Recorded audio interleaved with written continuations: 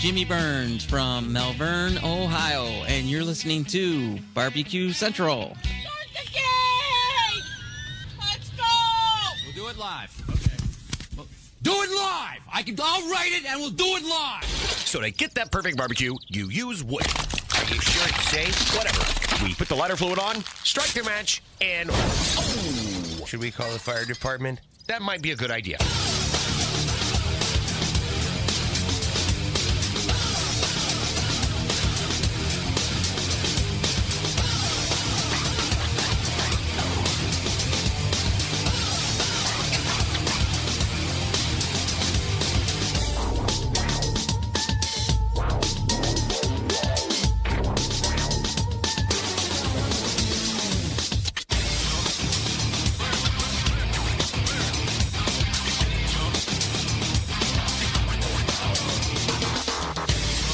All right, good evening, and welcome to the Really Big Barbecue Central Show! This is the show that talks about all things that are important to the world of barbecue and grilling. The show is originating from the Rock and Roll Hall of Fame city, Bomb City, USA, Cleveland, Ohio, the barbecue capital of the North Coast. I'm your program host, Greg Rempe. Happy to have you aboard here on your Tuesday evenings, a live fire fun and providing the show, everybody. If you want to get in contact with the show, or you would like to follow the show during off-show hours, here's how you do it. You can get in touch with the show by sending an email to Greg at bbqcentralshow.com. Follow us on all the social media channels at BBQ Central Show. And be sure to subscribe to the show podcast feed on your favorite podcast platform. Anything else you want to find out about the show can be found at the main website, thebbqcentralshow.com. And here's what's happening in case you get the newsletter coming up in about 12 minutes from now.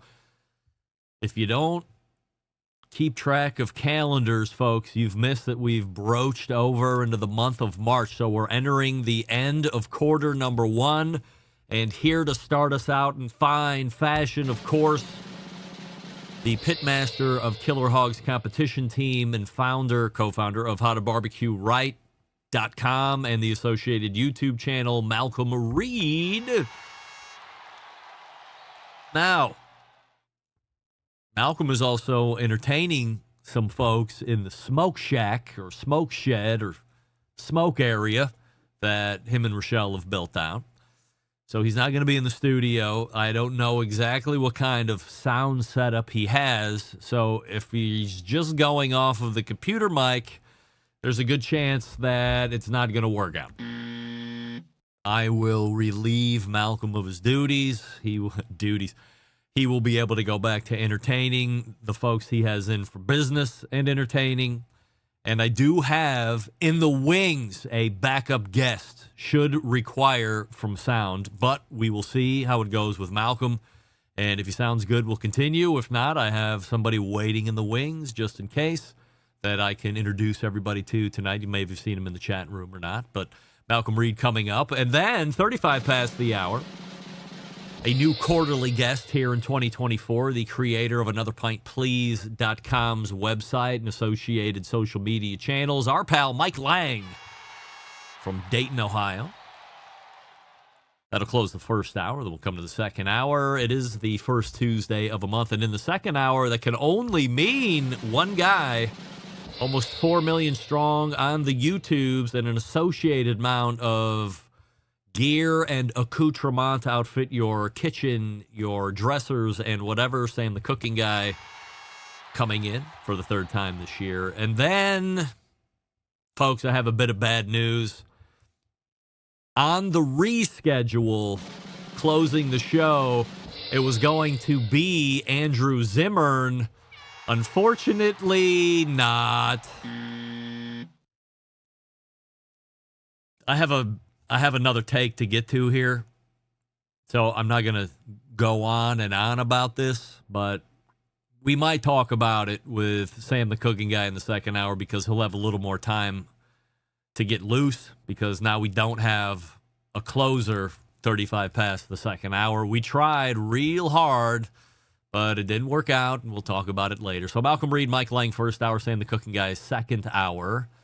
That's how the show's setting up. Don't forget you can follow me socially, Instagram, Twitter, TikTok, Snapchat at BBQ Central Show. We say good evening to those of you watching tonight through one of our video streaming platforms. You can go to Facebook.com/BBQ Central Show, Twitter.com/BBQ Central Show, or over on the YouTubes, which is YouTube.com/@BBQ Central Show. We have a new YouTube poll question of the week, and we're asking everybody this, including all guests, the following. You know who Caitlin Clark is, yes or no? And currently 62% of you are saying yes. I'm trying to think in my mind if that's about right. If I thought it was going to be tipping the other way. I don't know what you folks are up to. And I'm not going to give it away, say what she does. But I'm just wondering where that name is and recognizability, especially over the last couple weeks and couple months. Results of the poll last week. The guy in this picture. Wait. Oh, I killed the picture already. The guy in this picture, who was my oldest daughter's boyfriend, football player, defensive back, and rover, as they call him in Division II football, could beat my ass in 3 seconds, 7 seconds, or 10 seconds. 40% of you said 3 seconds. Another 40% of you said 10 seconds. And 20% of you thought I could hold out for at least 7 seconds before meeting my ultimate demise. So thank you to everybody that took part in the poll last week. And we'll bring you the results of the poll this week at the lead of the show next week. So we'll start here tonight. And for the second week in a row, this isn't what I thought I was going to be doing. If you recall, we were supposed to see a behind-the-scenes look into my studio because folks wanted to know, where's the microphone? As it's no longer in the visible shot anymore, as it had been for 15 years prior. But like last week, something else has jumped the show open. And while the content is different this week, the reason for jumping the open actually remains the same. It's that damn Joe Martinez from Smokin' Joe's Pit Barbecue in El Paso, Texas. If you're not following along to any of this, let me get you up to speed. Last Tuesday, around 2 p.m. Eastern or so, Joe released a video on his YouTube channel announcing the closing of his food truck business. So I talked about it during the open of the show last week. It was shocking, surprising, at least to some of us, certainly sad. Remember, Joe left a very successful, very established career as a regional sales manager, I believe, at O'Reilly Auto Parts, to chase the barbecue food trailer business dream. And he was well entrenched with O'Reilly's, 20 years or whatever, getting close to retirement. And according to the video that Joe posted, the dream was now over. Or was it?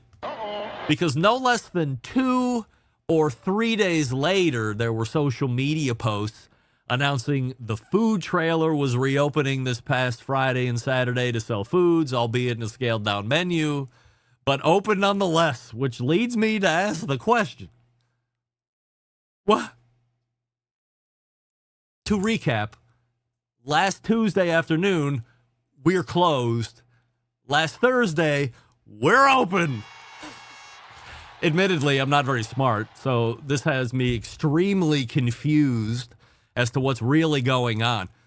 If you recorded the We're Closed video but had thoughts of reopening at some point, why not sit on the video until you're 100% sure, just to eliminate any confusion? Also, you post a We're Closed video in Texas, no less. That's going to make its way back to Texas Monthly pretty quickly, given the accolades they have given you over the last year. Best new place, of course, as we all know. So if they follow up with you, do you say change your heart, jump the gun, or what? Because you can't stay open now and then 2 or 3 months down the road close again with posts and videos, because it's not going to have the same gravitas. Now, people will hold out for hope. You've set a new standard. He's changed his mind once already. Maybe he'll do it again. What do the magazines do if this happens a second time? Here's what I'm really saying. Joe, before any further moves are made, you are required to consult with me and no one else moving forward. We can't be wishy-washy. We have to make decisions, and then we have to stick to it. Am I financially invested in your business? No. Am I related to you with blood or by marriage in any way, so you should give my thoughts on what I say is good or bad business? No. Nevertheless, it's far too clear to me and others that your pal, Greg Rempe, is the one you need to be leaning on in order to get this thing headed into the lifetime of success track. So let's agree right here, right now, that I will make all the business decisions going forward. You will reap the rewards of my smartness. After all, I invented many successful things. For instance, the word assurity. Need I say more? We will track the saga of Smokin' Joe's Pit Barbecue Trailer as the weeks progress. Folks, I'm excited to announce, believe it or not, a brand new sponsor of the show, Schwank Grills. Take a look at it while I talk. What do we need to know? First and foremost, this unit heats up to 1,500 degrees using infrared burner technology. More on that in a second. What does that mean to you? Now you can grill the juiciest steaks you've ever tasted in as little as 40 minutes? No. 10 minutes? No. How about 3 minutes? No more wasting your life cooking the proteins you want. Schwank Grills does it quickly and with fabulous results. The infrared burner technology is the same tech used in the world's best steakhouses, including Morton Steakhouse, Del Frisco's, Cut 432. You ever heard of those places? Remember, at 1,500 degrees, you can build that delicious crust on both sides of the steak without overcooking it. And the steak is incredibly juicy and flavorful. There's truly nothing like this grill. In fact, some are calling it the future of grilling. The drip tray benefits? Oh yes, there's a drip tray at the bottom. To catch the drips of the meat? Sure. How about this?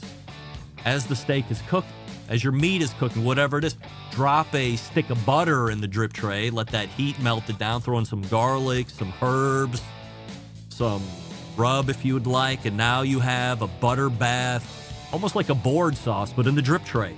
So when the steak's done cooking, immediately put it down into the drip tray. Layers of flavor, baby, that's what it's all about. And it's not only a steak cooker, no sir. It'll handle the most robust meats, of course, but does equally as well with delicate fish. Like salmon, cooks in 3 minutes. Lobster tails, cooks in 5 minutes. Chicken breast, how about cooks in 3 minutes? Shrimps, burgers, all kinds of stuff. Adjustable 3 heights. You're really able to manage the heat and how intense it hits the food. Maybe in addition to the backyard? Yeah, I think so. Centralites want a deal, so I'm going to hook you up right now. Go to schwankgrills.com, STHWANK grills.com, and use promo code BBQ Central. BBQ Central. You can save $150 off the Schwank Grill. It's that easy to save money and enjoy restaurant quality heat. Again, schwankgrills.com, and promo code BBQ Central at checkout saves you $150 off the grill. There's also a link to Schwank Grills in the show notes of this podcast, on the show newsletter that goes out every Tuesday, and on the homepage of the Barbecue Central Show's website. Just click on the Schwank Grills logo in the sponsors page, and you're off and ready to go. Once again, promo code BBQ Central. That'll save you $150 off that Schwank Grill. Grab one up. Let me know how it works out. Excited. We're back with Malcom Reed right after this. Stick around. We'll be right back. You're listening to the Barbecue Central Show.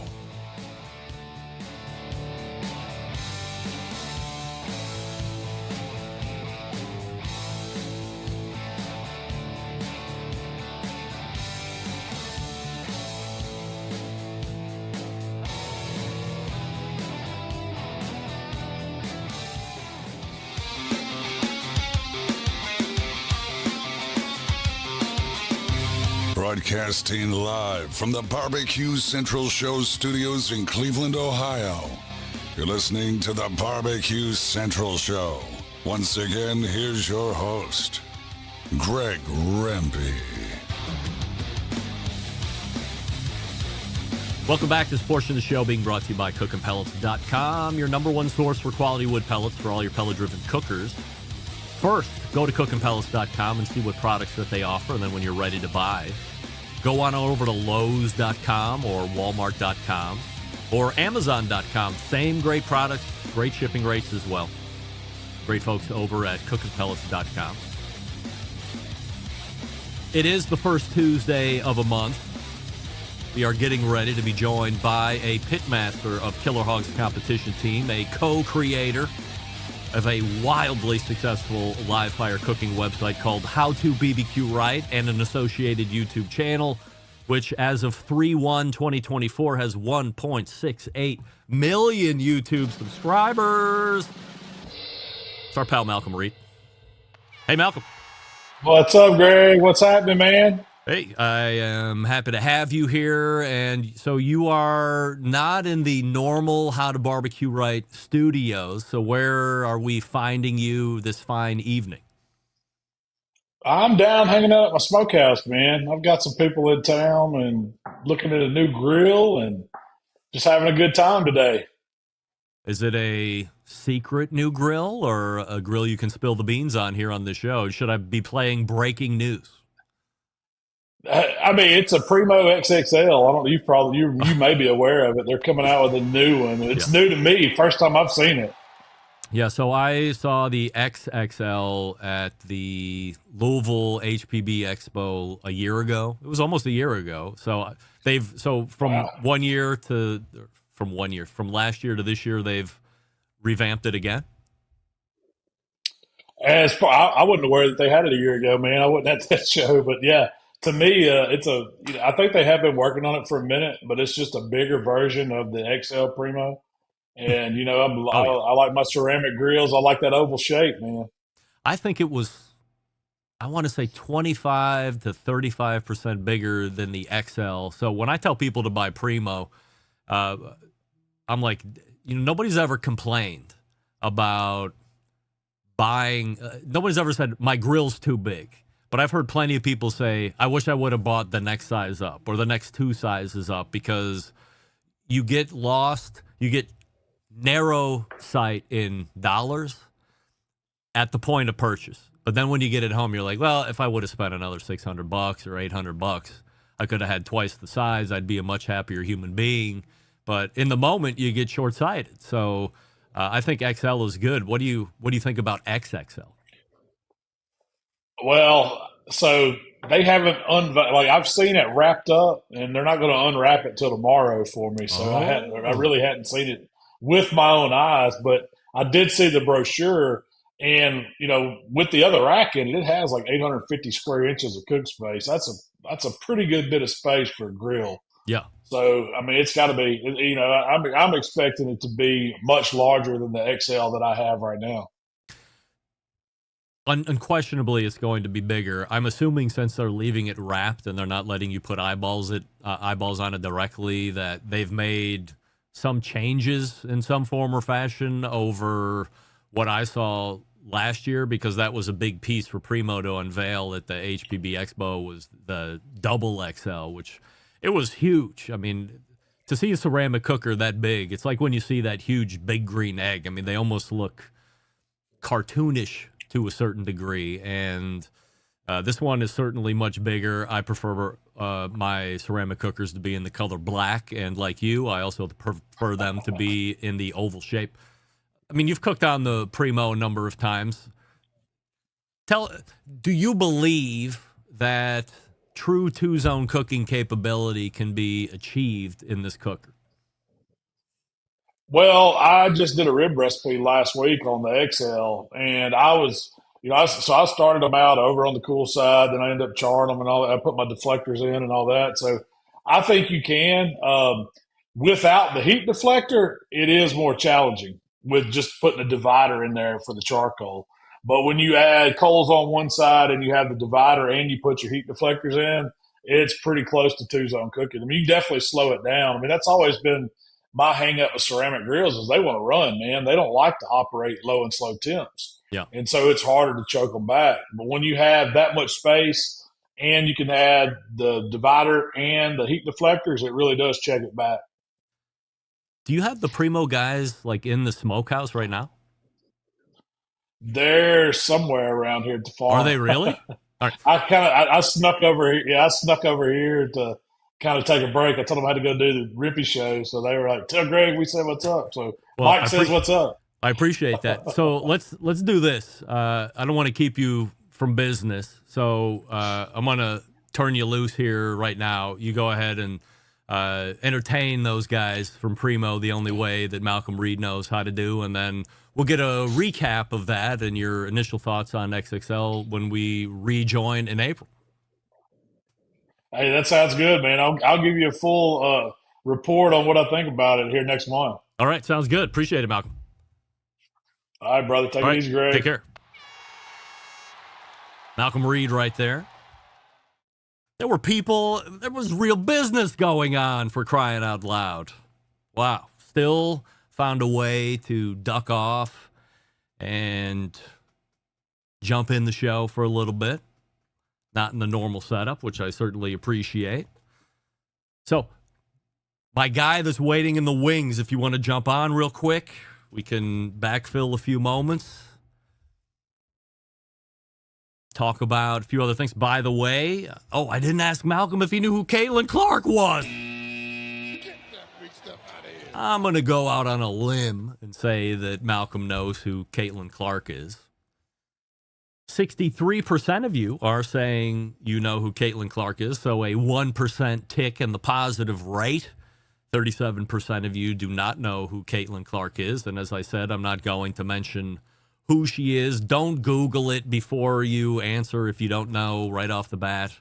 Polls are best. These polls are best done blindly.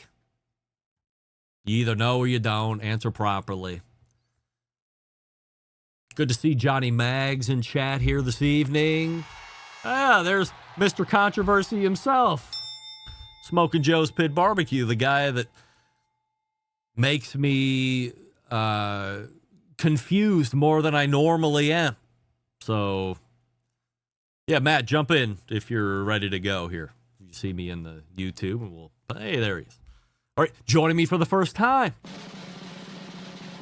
Somebody I'm titling for now, the embedded correspondent for both Memphis in May and Smoke Slam, and the owner of Blinky's Offset Barbecue, Matt Osman. Hey, Matt. What's going on, Greg? How are you? I am fabulous. Appreciate you joining me here for these 10, 11 minutes. And before we jump into a little bit of how we might be using you here over the next few months, a little background on you professionally, live firely. By the way, live firely, before anybody says, not a word. Not a word, I just made it up. Tell us about that background.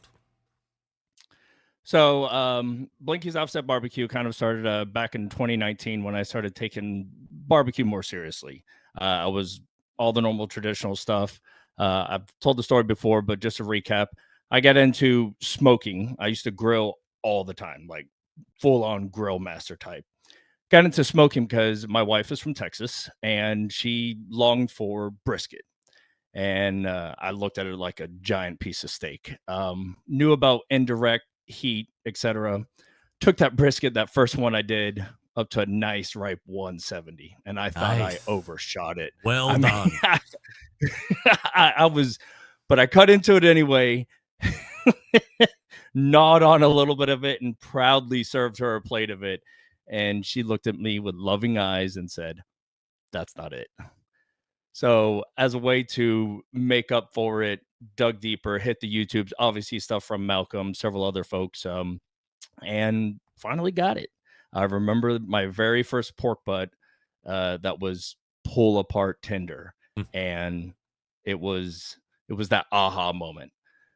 Barbecue for friends, barbecue for others, and a couple people started paying for it. At the time, I was working for Cracker Barrel.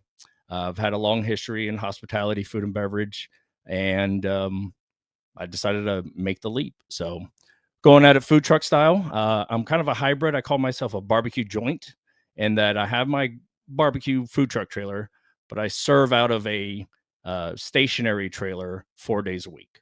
It's at a driving range here in Bellevue, Tennessee, and that's kind of the long and short of it. Born and raised Tennessean? Miami, Florida. All about the U, baby. Ah, the U. All right. How do you get up to Tennessee? Gal take you? No, not necessarily. I'm also on record for saying this. I was tired of going to jail. Let's put it like that. Yeah. I because you don't go to jail when you move out of Florida? That's not exactly true either, but just at a lower rate. And then ultimately, yes, not in jail anymore. But no, I was just dwindling. Like, what do you go to jail for? Are you like stealing stuff? Are you assaulting? All of that? Trespassing. Yeah. There might be some drinking and driving. Yeah. You know, some Rumors. young, dumb, kid stuff. Yep. It's not public record or anything. Right. But I needed to slow down. So I have lots of family who's been in here in Nashville, came up for several holidays and birthdays, whatnot. I'm the youngest of 4 siblings, so all of them went to college in Middle Tennessee, and decided to kind of follow, because it was basically at this point, map of the world, dart, Nashville, Tennessee, or other. So I opted to go with the safety net. Well, I mean, Nashville, if we're talking about Nashville is like one of the greatest cities. I've been through it once and had a great time for a sales conference for work many, many years ago. So I'm sure it's even gotten better than that. But at that point, it was a wonderful thing. Lots to do there, lots of great restaurants. You could certainly find your way into trouble if you wanted to, but you could certainly stay out of trouble if you wanted to as well. How do you get into or find an interest in the competition side of things, which is how we're going to be using you here over the next handful of months? So much like everybody else, when you get into barbecue and the algorithms, the internet, you end up basically at a point where competition seeps its way into your feed, or you start looking for these events. And I ended up, my actual first one was a request from a buddy of mine. It was an event called Barbecue in Red Shoes. And I was the cook, because he's like, hey, man, you cook pretty good barbecue. I need you to help us out. And these guys don't want to do it, and on and on. So I said, okay. I mean, when people say the story about bringing the kitchen sink, dude, I had like over 45 different rubs and spices. I mean, I brought everything to that first comp. I'll fast forward it. First place chicken, second place ribs, and second overall. So hook line. I mean, who is it? Is it Heath or something? Asked the question, like, how much did that first bowling trophy cost you, or whatever it is? And yeah, it's a lot of money. Fast forward from there, the second one, again, small backyard, about 15 teams, G-seed it. So just further cement, kind of been chasing that ever since, but I've got a little bit of hardware. So in Tennessee, Memphis specifically, huge contest has been going on for, 40 years, 50 years, or early 80s, maybe late 70s, Memphis and May. That one has took a lot of things going on with Memphis and May. So move out of Tom Lee Park last year, going back to Liberty Park, where it was 2 years ago, under a whole bunch of, was the damage bill done on purpose to get Memphis and May out? All of a sudden, there's a new event in Memphis called Smoke Slam that magically is there to backfill a now vacant Tom Lee Park on the same weekend. You have no experience with Smoke Slam. Nobody does yet. You have a lot of experience with Memphis and May. Your opinion, where do you think that competition sits right now amongst the other majors? I think it's gunning. I liken it to kind of like a NASCAR race where, sort of the final laps, and you have the leader, and you usually have a second or third car that's coming up. I think it's there. I've had, ever since the announcement, like everybody else, lots of sidebar conversations with lots of rule number one, names, please. Lots of people. So it's my understanding that Smoke Slam is seeking reciprocity with the Jack. It's my understanding that there's conversation with the Royal, and that's all that I've heard so far. Now, yet to be confirmed. I think it's going to be a great competition. I think the money is a no-brainer. If Memphis in May is always going to be there because Memphis in May is safe, because the financials don't say anything else, okay, why not, as you have said, as others have decided, why not go be a part of the first brand new big money competition? Memphis in May will always be there. The Jack will always be there to, either auto in or get the Jack draw. Kansas City, you can participate in the Open. This one's a special one. And $50K to the winner, talking big money. Have you competed in Memphis in May? I have, both as myself as a team and then with a cook team. Are you going to be competing in Smoke Slam, or did you apply to compete in Smoke Slam? So I'll be part of Old Booger Bear, and I'll be a part of that cook team. They're an MBN team.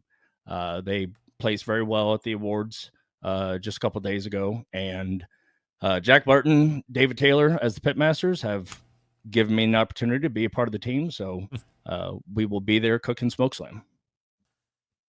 On a scale of 1 to 10, what's your excitement level cooking this event?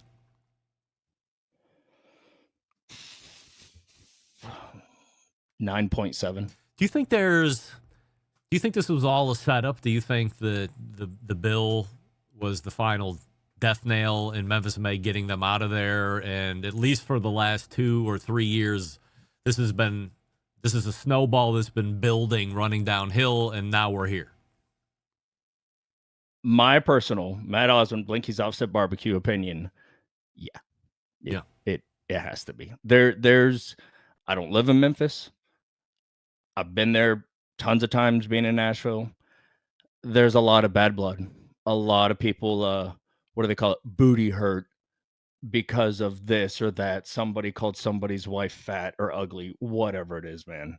But I exactly.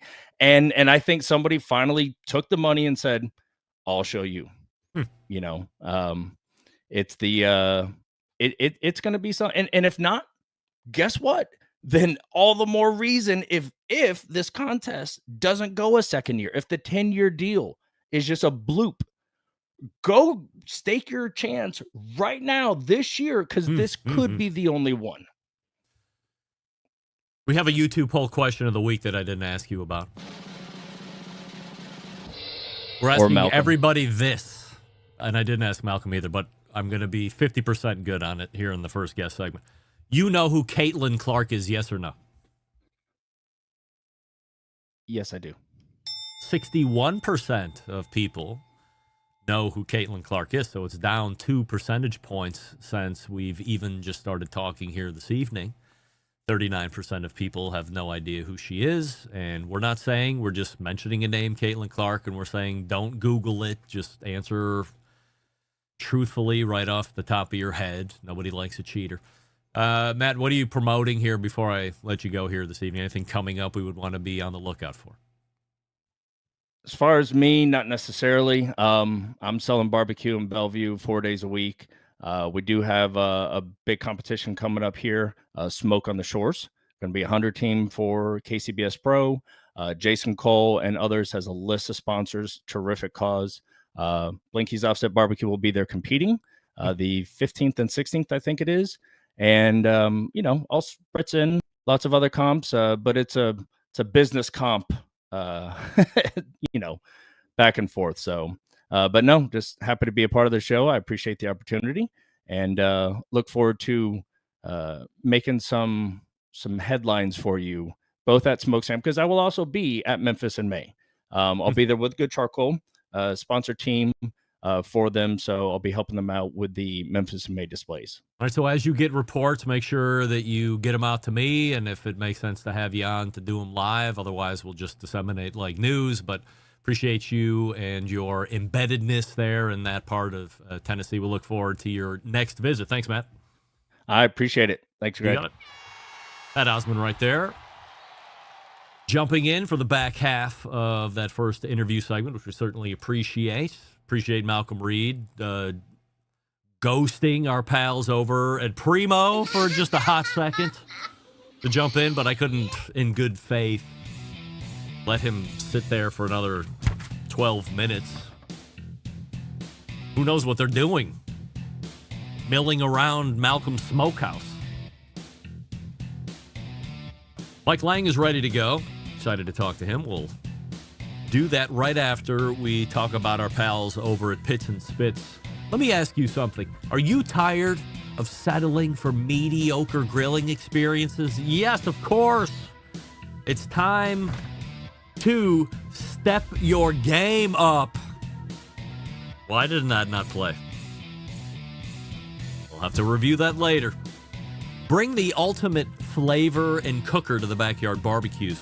Pits and Spits charcoal grills offering the highest quality live fire cooking experience you can get in the market today. Using either wood or charcoal, their solid fuel grills produce those classic flavors you're looking for when you have the time to fire up the grill and cook for family and friends.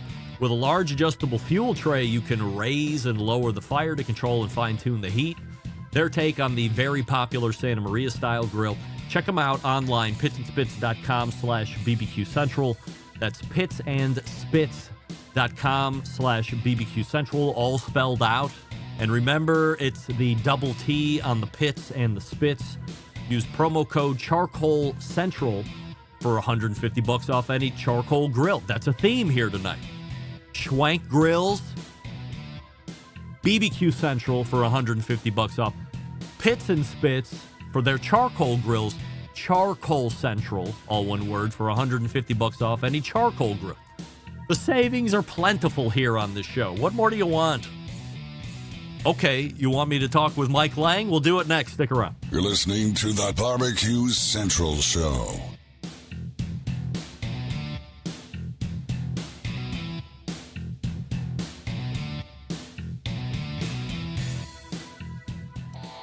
Howard Stern, Jim Rome, Dan Patrick, and Greg Rempe. The Mountain Rushmore of talk show entertainment. Now, let's get back to the Barbecue Central Show. We thank Malcom Reed and we thank Matt Osman for joining me last segment. This portion of the show being brought to you by Fireboard 2, Fireboard 2 Drive, and Fireboard Pro. Monitor up to 6 different temperatures simultaneously. Connect to Wi-Fi for cloud-based monitoring or connect via Bluetooth. If you have those smart speakers in your house, Fireboard is probably integrated with all of those. Fireboard.com to purchase. Call with questions, 8169-452-2232. My next guest is back for quarterly segments here in 2024. If you follow him on social media or visit his website, you're typically delighted by his recipe creation and also his photography and videography skills. Brand-wise, continuing his association with industry leader Weber Grills. Did I mention he wrote a book called One Beer Grilling and also an inaugural member of the Barbecue Central Show's Guest Hall of Fame back in 2018, if you can believe it. We are happy to welcome back our pal Mike Lang. Mike, we have a YouTube poll question of the week that I'm not going to forget to ask you right off the top. We're asking everybody this and all guests. You know who Caitlin Clark is, yes or no? As a proud Purdue Boilermaker, yes. I can't say what I want to say because then I'm going to give it all away. Was it 80 degrees in Dayton today, Mike? No, it dropped back down to the 50s. It was kind of chilly out, actually. Yeah. Oh, was? Sadly. Yeah. It was not impressed after the 70 from yesterday. I was headed to Canton, Ohio for some Peterbilt business around, I think I got down to around 1:30. It was 74 degrees in Canton. Football Hall of Fame, believe it or not. So tomorrow's going to be a little cooler. You there, Mike? No, Mike's gone. I knew it. He's kept holding that face. Oh, still now here. you're back. Okay, good. He's back again. Never fails. I was like, he is just holding that smile like he does not care what I'm saying at all. But you weren't there. I picked up on it eventually. All right. So you know who Caitlin Clark is. 62% of voting YouTube public knows who Caitlin Clark is. 50% of the embedded correspondence last week during our embedded correspondence segment, Doug and I, thought that the Weber CES deal was worthy of a descriptor, bitch move, call it whatever you want. As somebody who is not employed directly by Weber, but somebody who has worked with Weber for decades, it seems like, do you have any take on that? Well, let me first say this, of course, is my own opinion. And actually, I've not even talked to anybody at Weber about this. But I actually think I'm sure they don't want to talk about it at all. Well, you know what? You make it sound like they put a pop-up tent in the parking lot of the Wynn and said they were at CES. And that is exactly what didn't happen. Right. And it's funny because my understanding from the event comes from reading, I'm a self-identified geek. So I read a lot of tech journalism. I followed CES for a long, long time. And my best take on what happened actually came from European tech journalists. And Weber was 30 miles away from the Las Vegas Strip at a ranch. Now, if you think back to years past when they've been at CES, where have they been? In a parking lot of the Las Vegas Convention Center. And what does that have to do with enjoying the true ambiance of live fire cooking? And I argue nothing. However, you set up in an idealistic place at night and serve dinner and talk about your new products and create a true environment. That's taking advantage of a wonderful opportunity. And that's having these tech journalists in town for an event, and you're holding an event at night that is nowhere close to where the event actually is. So, and truly grilling, although there's technology in it, it's more than just simply plugging something in and booting something up. And I think they actually played it really quite well. But these were journalists that were covering CES. Yeah. I win. All right, next question. One, you have done recipes all over the place. Here's one that I see it cyclically, and it's not even multiple times a year. It's like once every so often, couple years, and I've seen it in a number of fashions. It's one pot, it's one skillet, it's one tray, a baking sheet, whatever, but everything is going in one vessel, and then you're cooking it. You recently did a whole chicken. Was it in the cast iron skillet? Yeah, cast iron skillet, yeah. What was did you just feel this needed to be brought back? And why isn't it something, I don't feel like this is something that is done nearly as often as it should be doing, especially if you're in any type of family size. This is something that you could then feed off of for a day or two after. Yeah, and really that was 2 points. Number one, it was a different way of doing a whole chicken. There's usually, you can do beer can chicken or you can roasted chicken. But the idea of putting it into an actual cast iron skillet and then adding more vegetables to it, making it sort of a true one pot dish appealed to me. But also simply, like you said, the time saving factor. I'm the worst offender when it comes to making dinner or shooting something, is I'm making everything dirty, everything a mess. And sometimes you want to recalibrate and say, okay, well, how can I do this a lot easier? Tonight for dinner, I use 2 pots. And it makes it really truly made an easier night. And sometimes it's not about the flash of everything, but it's making it approachable and convenient and easy. And that's what makes life better. And that tasted pretty good too.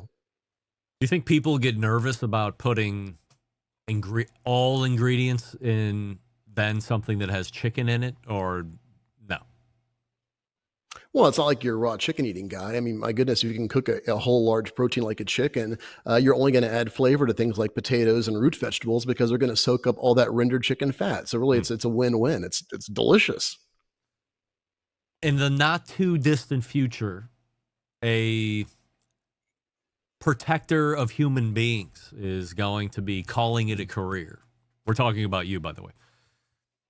So as retirement is looming here sooner than later, have you given much thought or all the thought to what's going to be happening post-retirement? Because I've talked to a lot of folks. I'm not near retirement age, unfortunately, or have years of service in to allow me to retire at an earlier age than normal retirement age. They don't have a good game plan going in, so they retire, and then by like Thursday the next week, I got to get back to work. I made a mistake. What's the game plan for a Mike Lang retiring out of public safety? Yeah, for me, it's leaning into what I love to do, and that's to create content. I'll have 32 years in the city, 28 years in uniform. And, sadly, a lot of guys hold on to when they retire, finally, they pass away. They die. It's horrible. And I'm young. I can retire, but it's not retire. It's simply a matter of pivoting and changing positions. I've always held at least 2 or 3 jobs my entire adult life. So I'm looking forward to holding down one. And I'm sitting here in the middle of my grilling studio. It's 2,500 square feet inside and out. And I just want to dig into creating content. I miss taking pictures. I miss doing things for myself. And I really want to get back to that. And it's, less than 2.5 months away. And I cannot tell you how excited I am. Does this open? I think a lot of people will look at your social media. I mean, who knows anybody from social media? You look at it, you're like, oh, this guy's life. So people will look at Mike Lang's Another Pint Please Instagram account and go, Mike's a full-time videographer, picture taker, content creator. But you're not. You have a real full-time job that you've been doing, as you said, for 30 years in various forms and fashions. So going into retirement, taking this pivot, you want to lean into cooking and recipe creation stuff even more, but people probably think you're already doing it. How much more can you take on? Or how much more do you want to take on from somebody else that isn't a Mike Lang driven project? Yeah, I mean, there's a lot, actually. A lot. I give so much to Weber, and I love that relationship, and I plan on doing more with them. And I turn some other stuff away. But, even like setting up for tonight, I put lights up and set up the studio, not because I have to, but because I love that joy of creation. So having that ability to totally be fluid with all that, say, extra free time, let's be real. I'll be like, oh, where'd all that time go? It's exciting, and it truly triggers something in me. I just miss. It's so funny. You think back. We've been friends for well over a decade. Yeah. And I miss nights back before social media where I would have a ribeye Friday, and I always laughed about it because I would make a ribeye steak on a Friday. I would drag out my camera, take a picture of it, and that is something such in the past, partially diminished by the quality of an iPhone camera or an Android. But also the time just to go out and concentrate on a still image and to create something beautiful and wait for that light to be just right. And I want more days like that. And I think they're coming. So will you have to make sure that you are giving proper attention to what Mike Lang wants to do, and then also figure out what the right amount of contract work is going to be? I can see an instance where, since Weber is a big client of yours, where they're like, oh, hey, Mike, you're freed up. We got a new full-time job for you. It's called, you're going to do all this shit for us that we've been keeping in the hopper for you, and now you're free, so boom. And you probably don't want to, jump into that. So how do you plan on weighing what's important to Mike? That's a good question. I have a hard time saying no, as you can probably guess by all the hats that I wear and things that I do. But long as I've got an outlet for me, which is something I've really put on the back burner for a really, really long time, I'll be fine. I want that constant buzz of being busy. I can't sit still. It absolutely, it kills my soul to not be doing something and moving forward. So I'll find the right balance for it. But man, I love to create stuff. I'm happy to, I'm proud of what I've done for the last, almost 3 decades, and the impact I feel that I've made. But I'm ready just to do, be Mike the guy that grills stuff, and people recognize me for that, not for all the bad stuff in the world. It's gonna be a fun transition. Will you go out in search of stuff that Mike Lang can be a part of, and it's just you, and it has nothing else to do with any other brands? Do you want to lean into you more? Yeah, I do. And it will be me. My goal is on a weekly basis to do a long form video. And that's where that one skillet chicken came from. And before that, I did a flank steak, is when I actually had some downtime around the COVID area, like everybody else. And I was like, I want to do this. But the cool thing about it was I did it, then that generated more work. But I really want to have that outlet for me and what Mike is doing, and also lean into a little bit of the instructional side in terms of taking pictures and my video workflow and everything that I've done. It's amazing when I go back, and for Weber, hundreds of videos especially in the last 5 years, as videos taken reign supreme. And some of our best performing work, and I say we because it truly is a team, the social team and marketing, gives me great ideas, and then I riff on them and do things with them. But we've had tens of millions of views in what we've been able to do. So it's all exciting and all works well together. But I'm looking forward to getting up in the morning and making lunch and grabbing my camera and just looking for that perfect light, that little wisp of smoke, and taking a picture and posting it, and not worrying about anything else. I talked to Wes Wright last month about some of the new products that Weber was unveiling. As somebody who's had hands-on, what do you think the best improvements of this new pellet cooker they're bringing out is going to be versus the smoke fire that was originally out? My honest answer, I have no idea because I've not actually cooked on it yet. So I can't speak truthfully to it. But I will say, from everyone that I've talked to, it's a game changer. And they led their way with the smoke fire, and there, of course, there's always a stumbling block here and there, but still a great cooker. And for those that have truly leaned into it, absolutely love it. I still enjoy cooking on it. I mean, there are times when that is the device to go to. You turn it on, you put the pellets, and you're cooking dinner outside.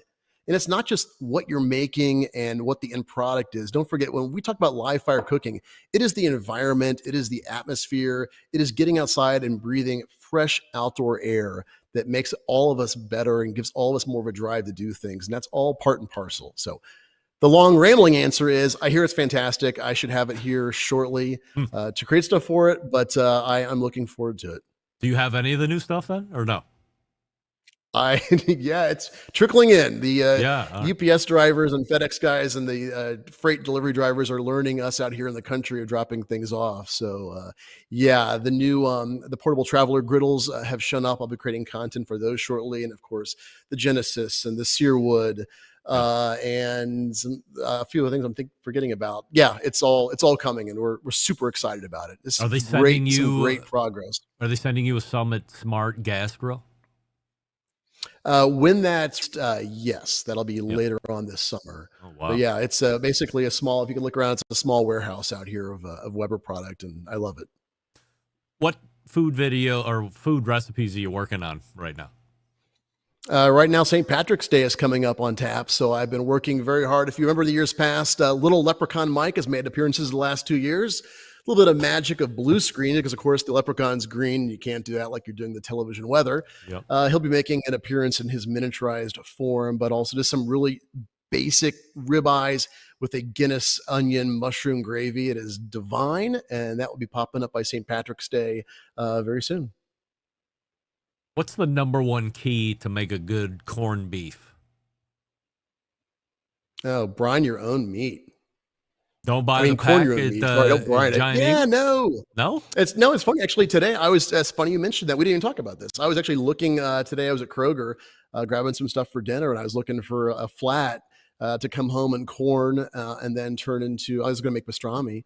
But yeah, I mean, do it yourself. Don't forego the chemical route. It's not difficult. Maybe a bigger piece of meat because you may have to have a 8-pound flat. But yeah, do it yourself. Is it just time?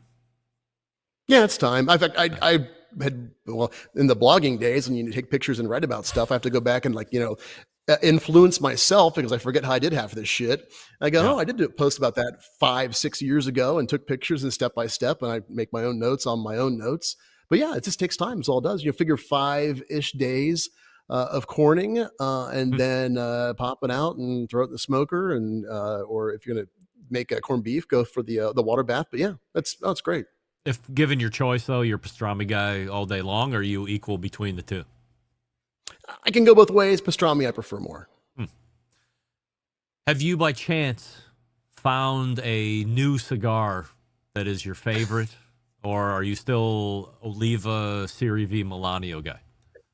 You know the answer to this question. Gee, I'm trying to give you some new stuff to try. You're always going back. Every time you post a picture, I'm always like, I should write that down. The Perdomos you recommended have been fantastic. But once again, it's funny. This has been a year of, getting old and getting sick. Every time I want to smoke a cigar, I got some kind of cough or ailment. I go, I probably shouldn't do that. So yeah, I'd like to branch out more. Maybe that's another, retirement leaf I'll turn over here come the end of May. Did we I have a better answer for you. Did we have the Aladino Corojo Reserva at the fair at the fair. At Hartville? Grill Fest, yeah. The fair. We were in the At the Ferris fair. wheel together. Yeah, I think we did. It sounds familiar. I know it was a new one that you really had glommed onto. So. Yeah. So that's like 1A. So if I'm going to talk like I got money here.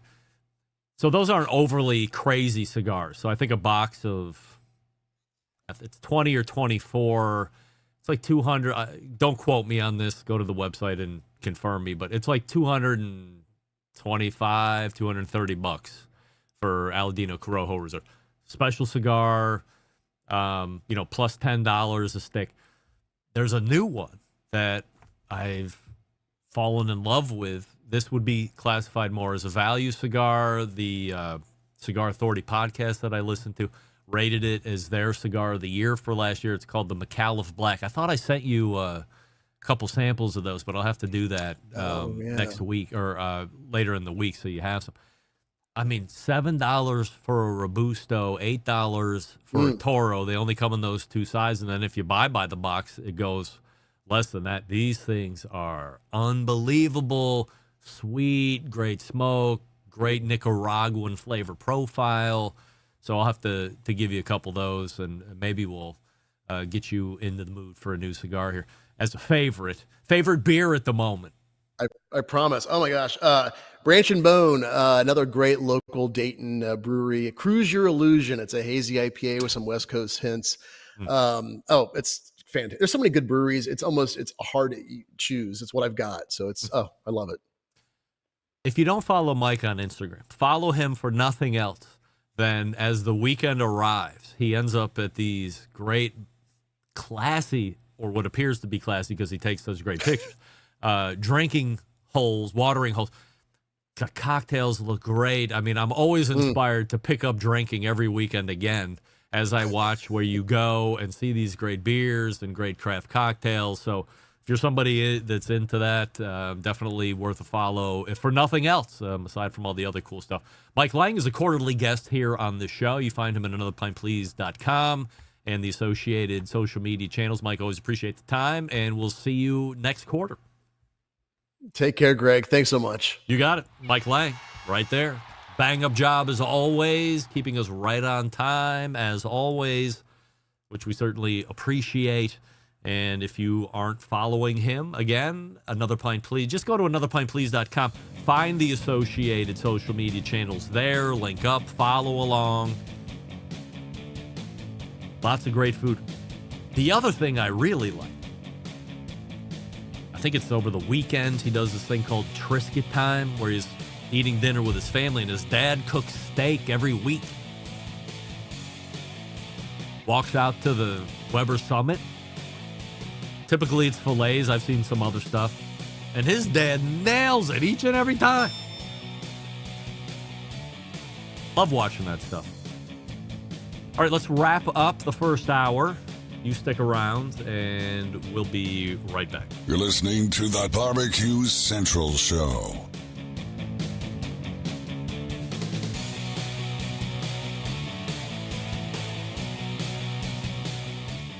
Continuing to produce incredibly mediocre content in an exceptionally professional way. You're listening and watching the Barbecue Central Show. Once again, here's your host, Greg Rempe. All right, welcome back, and we thank Mike Lang from Another Pint Please joining us. This past segment, anotherpintplease.com is website, Instagram, Another Pint Please. In my opinion, that's the best place to follow him, but you do what you want to do. Before Mike Lang, we had Matt Osman making his debut appearance on this show. Although we've been interacting for quite some time, direct messaging through Instagram. I think if Matt stays on the track that he's on, I might actually give him my phone number and allow him to text message me. We're going to hold off on that yet. Matt, still just Instagram direct messages for now. And then, of course, Malcom Reed led the show where he snuck away from some of the Primo reps that were there. So I turned him loose after a handful of minutes and brought Matt on, and away we went. Stick around for the second hour. We'll be right back.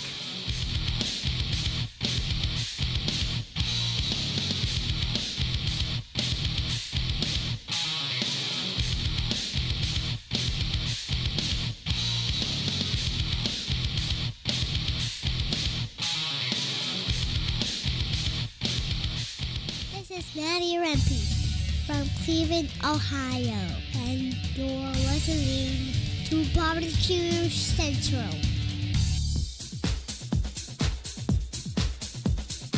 Happy to have you aboard here for the really big barbecue show. We cook because we have to, and we grill because we want to. Hit me! Fine, how's it going? You have a great show. I'm a big fan. Boing. So what seems to be the problem here? This man looks like he's dead, and he's in the crackle. Charbono! It's all about the charbono, dude! Succulent fish! What? He ate sushi or wiener. Oh, listen, Liberty, shut your face. I'm shaking like a dog shit peach seeds. We have top men working on it right now. Top men. Hold on. You gotta be kidding me.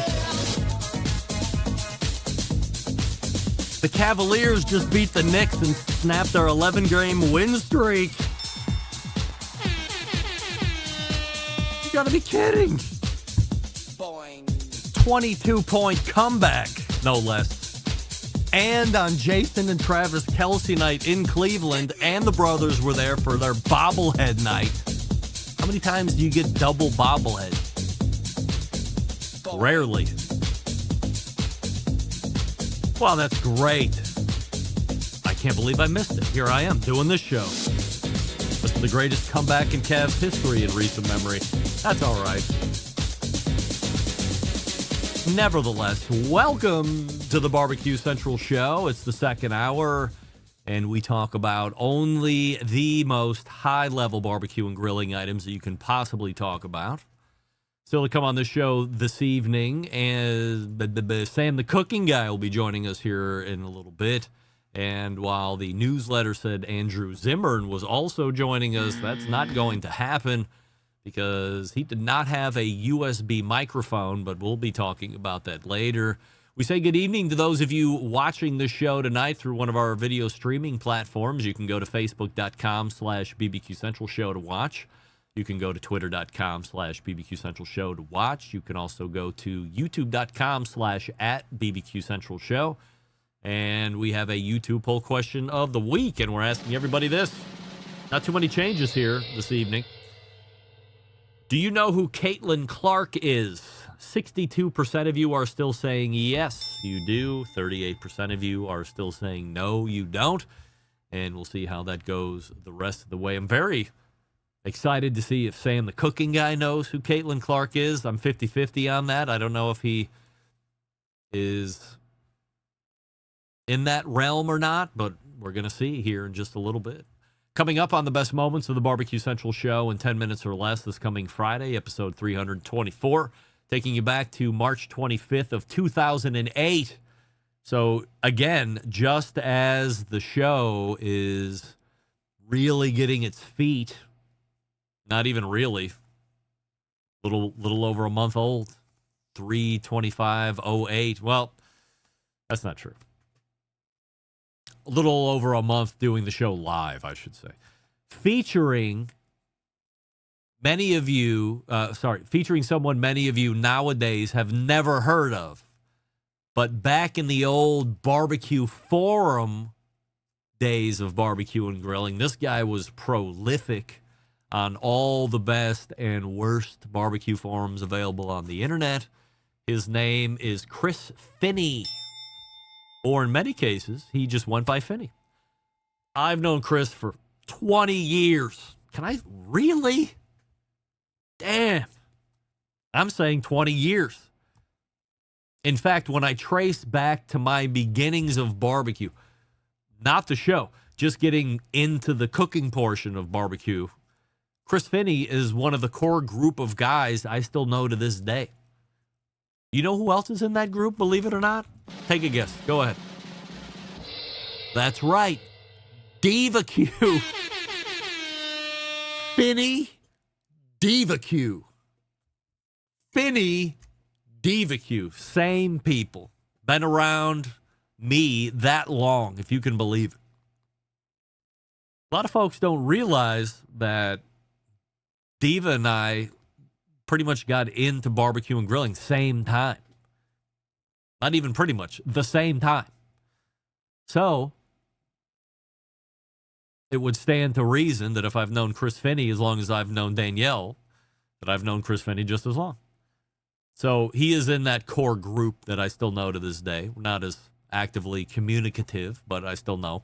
Anyway, one of the most popular ways to cook a steak or a big roast for that matter, especially thick ones, is called the reverse sear method, right? Chris Finney lays claim to inventing this way of cooking steaks back in early 2008. He gives his background in cooking, talks about the books that he's read on cooking, and then tells you how he came up with the method, the Finney method. John actually asks everyone at the end of the show, do you think this guy is the one that invented the reverse sear? I'll ask you differently. When you hear the show this coming Friday, is there any reason, after you listen to it, is there any reason we shouldn't believe that Chris Finney is the rightful inventor of the reverse sear method, a.k.a., as I said a second ago, the Finney method? I mean, come on. He does a really good job at selling it. He gives all the facts. He's not like, hey, I did it. He's just saying, this is how I'm cooking, and nobody else is doing it this way in 2008. So I'll be interested in your reaction if you think Finney created the Finney method. I mean, if you search the archives of barbecue forums and type in Finney method, it comes back in returns. This isn't me making up a bit. This is searchable. I wouldn't say easily searchable, but I think if you went into Google and put, I don't know, Chris Finney, Finney method cooking steak, you're going to get returns back from really old barbecue forums. Probably a lot of them aren't even around anymore. So I'll be interested in your take on that after you take it in on Friday. Don't forget you can subscribe to the show by visiting thebbqcentralshow.com/subscribe. And if you want to hear a guest or segment that's been lost in the archives, email John and let him know what you would like to hear. That's JON@thebbqcentralshow.com. Quick update on the raw chicken eating guy on Instagram. He's at day 47. Is that right? Stand by. I have it right here.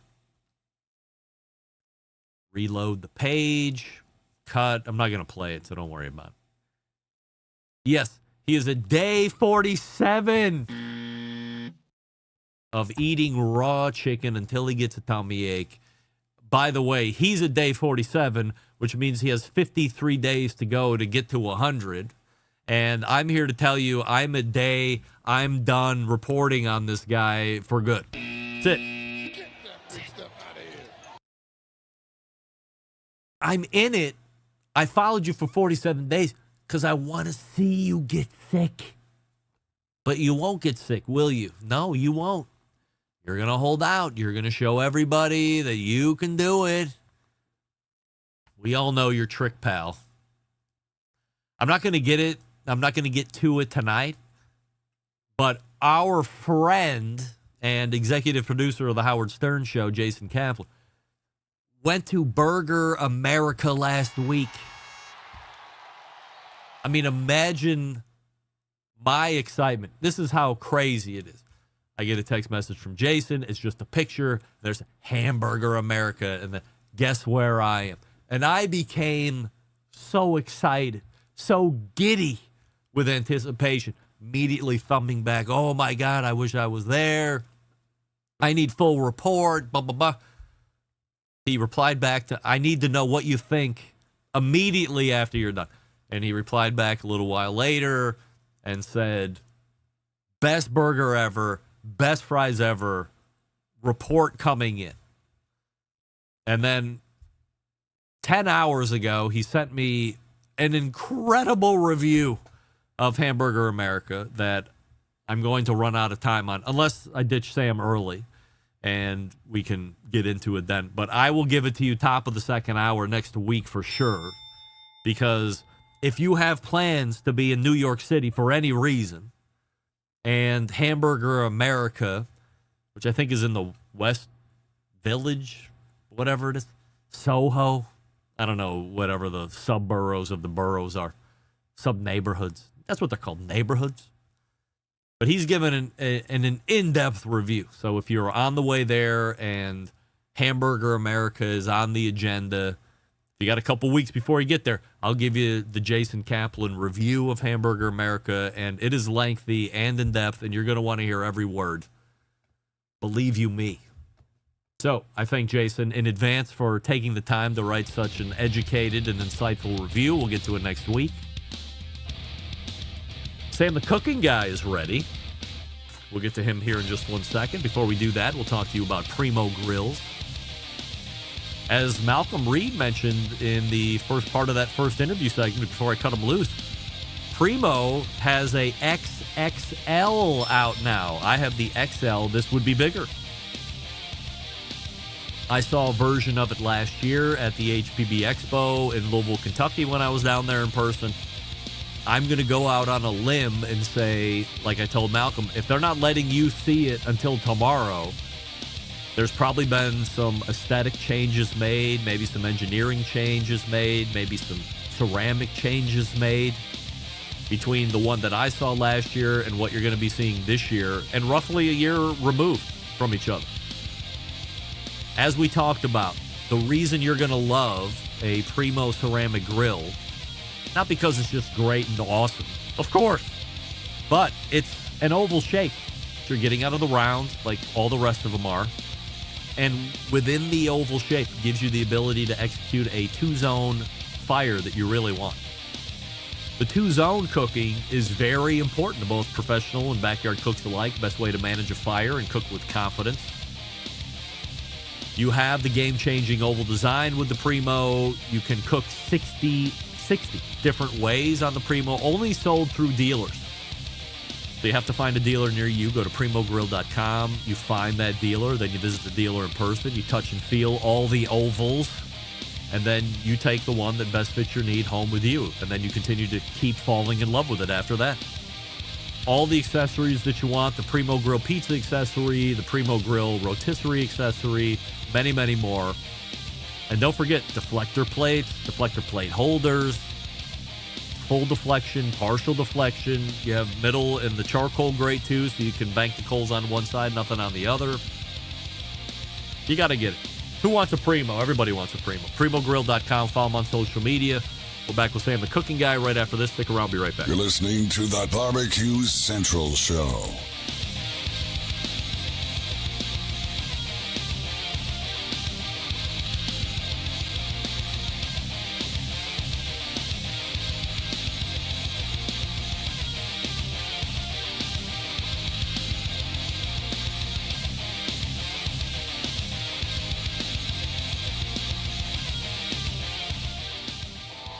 Howard Stern, Jim Rome, Dan Patrick, and Greg Rempe. The Mountain Rushmore of talk show entertainment. Now, let's get back to the Barbecue Central Show.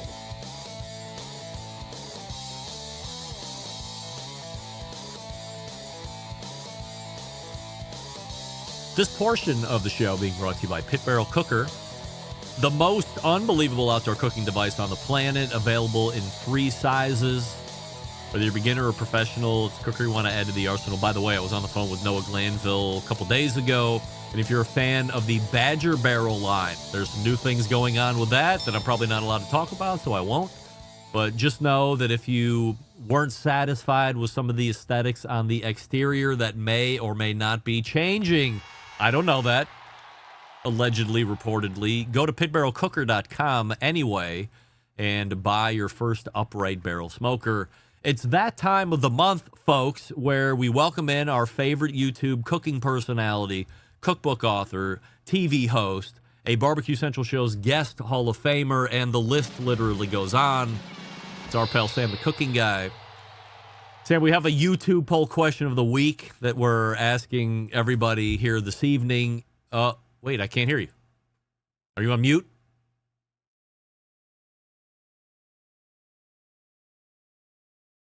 Yes? No, can't hear you. Oh dear. Just, if this is any indication, if this is any indication on where our second hour is going, folks, I have bad news. Really bad news. Remember, our good pal, Andrew Zimmern, who had already rebooked once, rebooked again, and at the 8 o'clock sound check was not around anymore, I can tell you that. All right, let's hear it. No? Yes, now we are okay. Very good. Phew, I don't know what happened. Listen, at least I'm here. I know. I'm not MIA like you know who. I don't mean MIA, I mean booted. We have a YouTube poll question of the week. We're asking everybody this, including all guests. Ready? I know you love these. You know who Caitlin Clark is, yes or no? No. I said, of all my guests, I'm 50% if Sam is even going to know who Caitlin Clark is. You should have said 100%. Who's Caitlin Clark? No, well, I mean, I don't know where you're at on. Say it now. I don't know if where your temperature on current events is. I mean, she's all over the news the last couple months. All right, she's that basketball player? That's right. You do know who Caitlin Clark is. I do know her.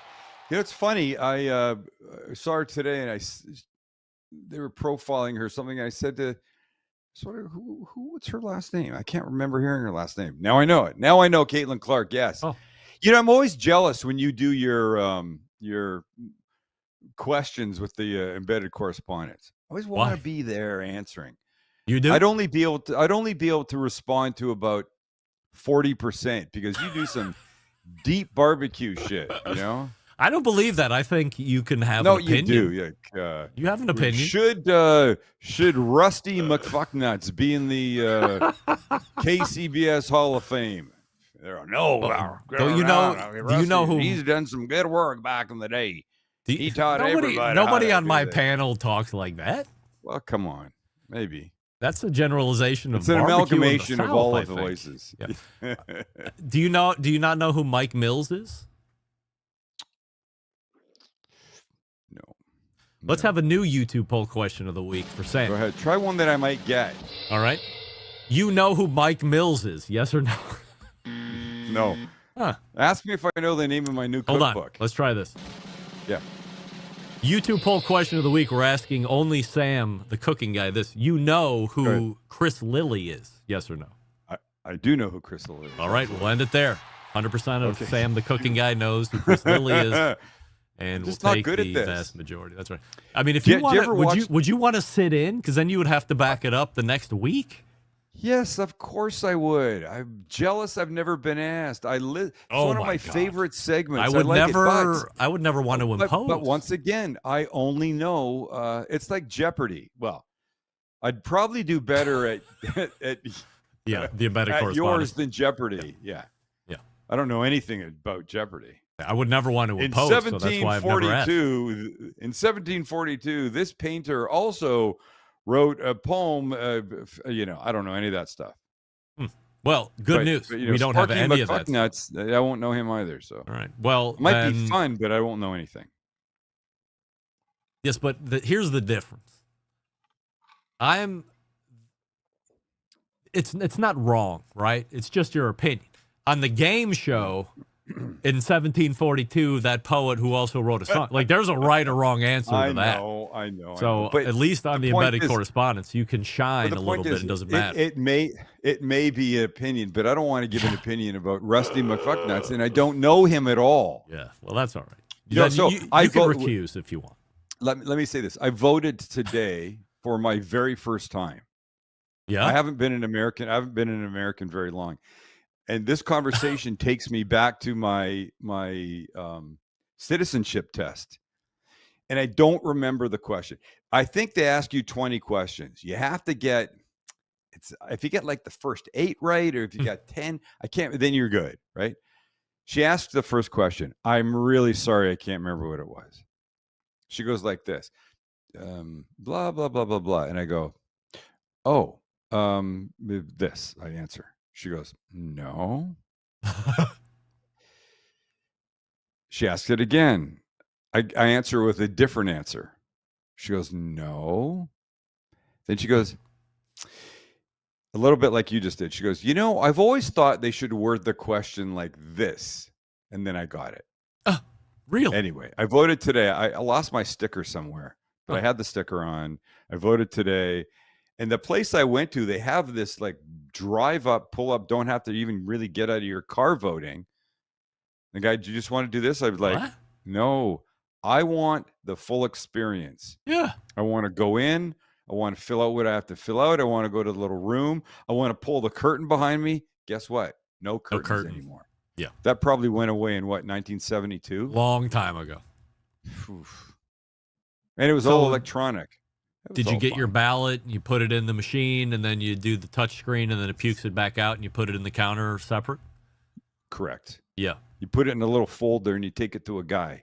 Did you and then feel? The guy takes it. Did you feel very more American? No. I didn't feel very more American.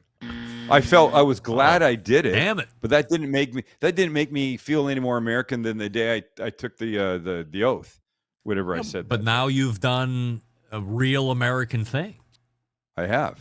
I've done a real American thing before. Don't you know the rule now? Got right? a mortgage and the rule. Yeah. What's the Once rule? you vote in your first American voting election, you can't go back to Canada anymore. That's it. Yes, I can. Did they not tell you that? No, they didn't tell me that. Oh well, but that's a secret. the day I became an American, you go for the ceremony, and you walk in, and the first thing they say, they don't even say hello. They go, green card.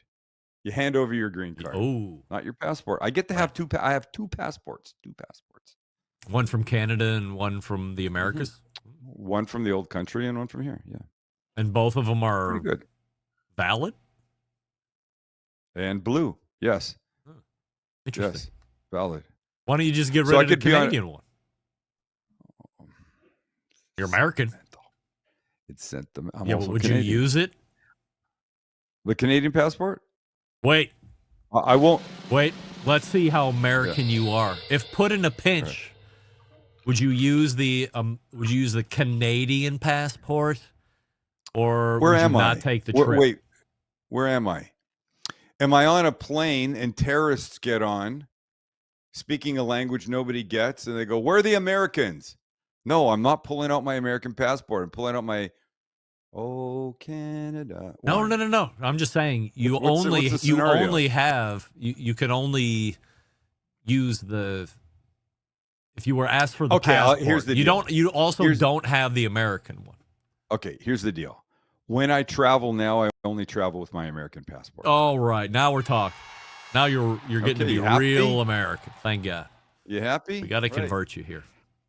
I got to buy a gun. Now that's a real American. Not in California. You're not going to buy a gun. Sorry, you're not allowed. No, they don't even sell guns here. I don't think they don't sell guns, and they're hardly making fuel burning engines anymore. Like, can you even have a fire outside? I don't know. I fear they're going to take away my smoker. I fear that too. I know they've talked to barbecue restaurants around that state saying you're going to have to put all these smoke scrubbers on top of your chimney stacks to make sure the smoke's taken out of it. Isn't California the place where somebody got a ticket because the next door neighbor was cooking on a barbecue and the smoke got into the yard and then the guy cooking got the ticket? I think that's true. Ridiculous. Well, it's ridiculous. Hey, the new book, Sam the Cooking Guy, The Holy Grill, is set to release in a week from tonight, if you can believe it, or tomorrow. A week from during the day, it will release, perhaps first thing in the morning. Any visibility on pre-sale numbers? You asked me this. I didn't don't ask know. on I the don't ask these show. questions. I asked you No, like 3 but days ago. we You asked didn't in ask? private. By the way, everybody, here's the deal. Greg and I talk. How often do we talk? 8 times a day. No. A couple times a week. A couple times a week for sure. And text. Yeah. Probably more. Phone. Can I read them what you wrote on the back of the book? Will you? Are you okay if I do that? Hold I on. would like to. All right. There's two quotes in the back of the book. My blurb. There's two blurbs in the back of the book. One is from the host of the Barbecue Central show, who writes, in true STCG fashion, Sam delivers a book filled with incredibly delicious, creative, and easy to follow recipes, supplemented with mouth-watering photographs. It will help raise your backyard barbecue and grilling game to new heights. Greg Rempe, host of the Barbecue Central show. Hey. Thank you, my friend. Thank you. I know I've thanked you a few times, and really it means a lot that you agreed and that you wrote and that you were so prompt, and thank you. You've written a number of books. This would be number 6. What's a good number of copies to sell these days? What makes a good book copy? Is 50 to 75,000. Is 10,000 low? Would that not be a good number? I think 10,000 would be. I think if you sold 10,000 copies and you self-published, you'd be over the moon. Self-published? People self-publish books all the time. Tools self-publish. I think if you sold 10,000 copies and you were published by a proper publisher, I don't know that they'd be asking for another book. Perhaps a small one, I don't know, but I don't think I don't think so. Would you plan to write books for as long as you're working? I said a couple months ago, I think this is it. The Holy Grail And one? I'm having and yet my publisher and my literary agent have scheduled a call for the 22nd to talk about another book. Huh. Which is great considering it hasn't even come out yet. Yeah. I'm honored that they would have that conversation. I'm honored that, I don't know, Amazon is like a stock market in the books. But if you go right now, this morning I was number 1 in barbecuing and grilling, and it hadn't come out yet. So that's exciting. Again. Wow. Yeah. And editor's pick and number 1 in barbecuing and grilling. Is it the same publisher that's doing all these books?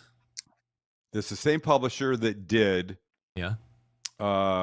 Intentional Leftovers and Between the Buns. The last 3 books have been this. Why aren't they like signing you to a multi-book deal?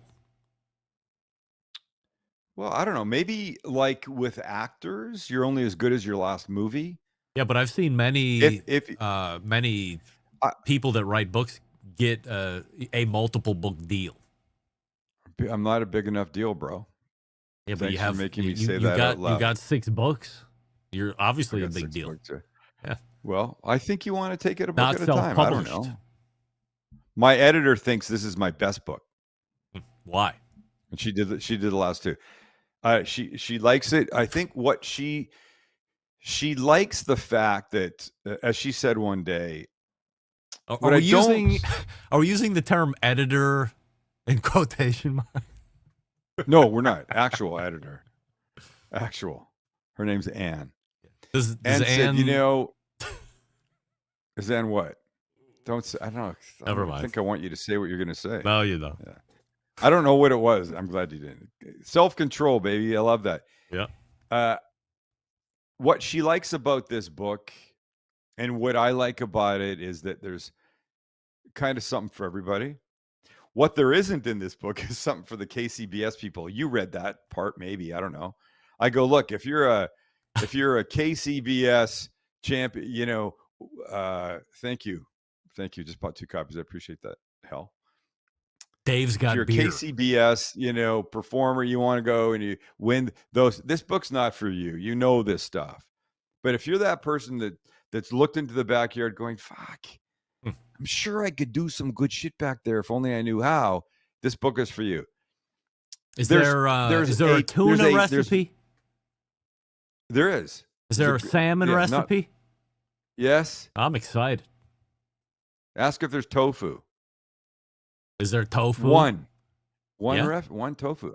I What's love the recipe? tofu. Give us a wet our whistle with a tofu recipe. Bang bang tofu. Really?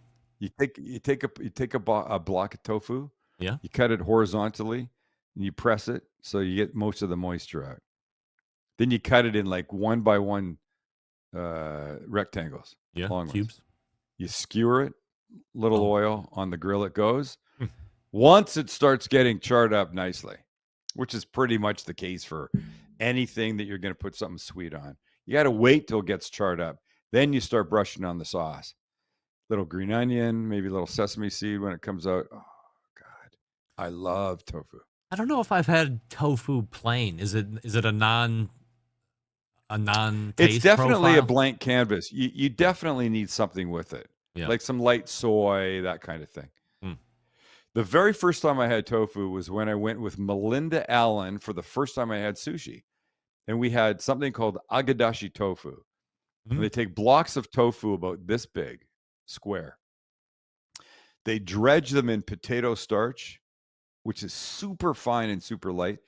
And then they deep fry them. Oh. And they get golden brown, and they put them in a broth, like a soy-ish kind of, there's other shit in there, with a lot of grated, the hell's that shit called? White root. Horseradish? No, not horseradish. Looks like it, but it's not that. Ginger? No, not ginger. I White can't remember. root. I got to look it up. Fennel? I'm going to look it up. No, fennel. Fennel's green and white. This is all white. But it was the first time I had tofu, and I was like, damn it, I'm in love with this shit. Huh.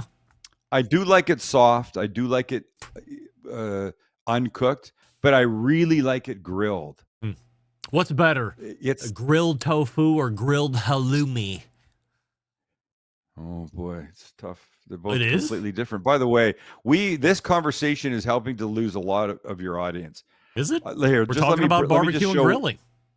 No, I know, but there's things that, there's some guy out there going, what is this guy talking about? I don't eat none of that shitty California Why do you think all my tofu listeners garbage. talk like that? Don't they? They don't talk most like of that? most of my audience is from California.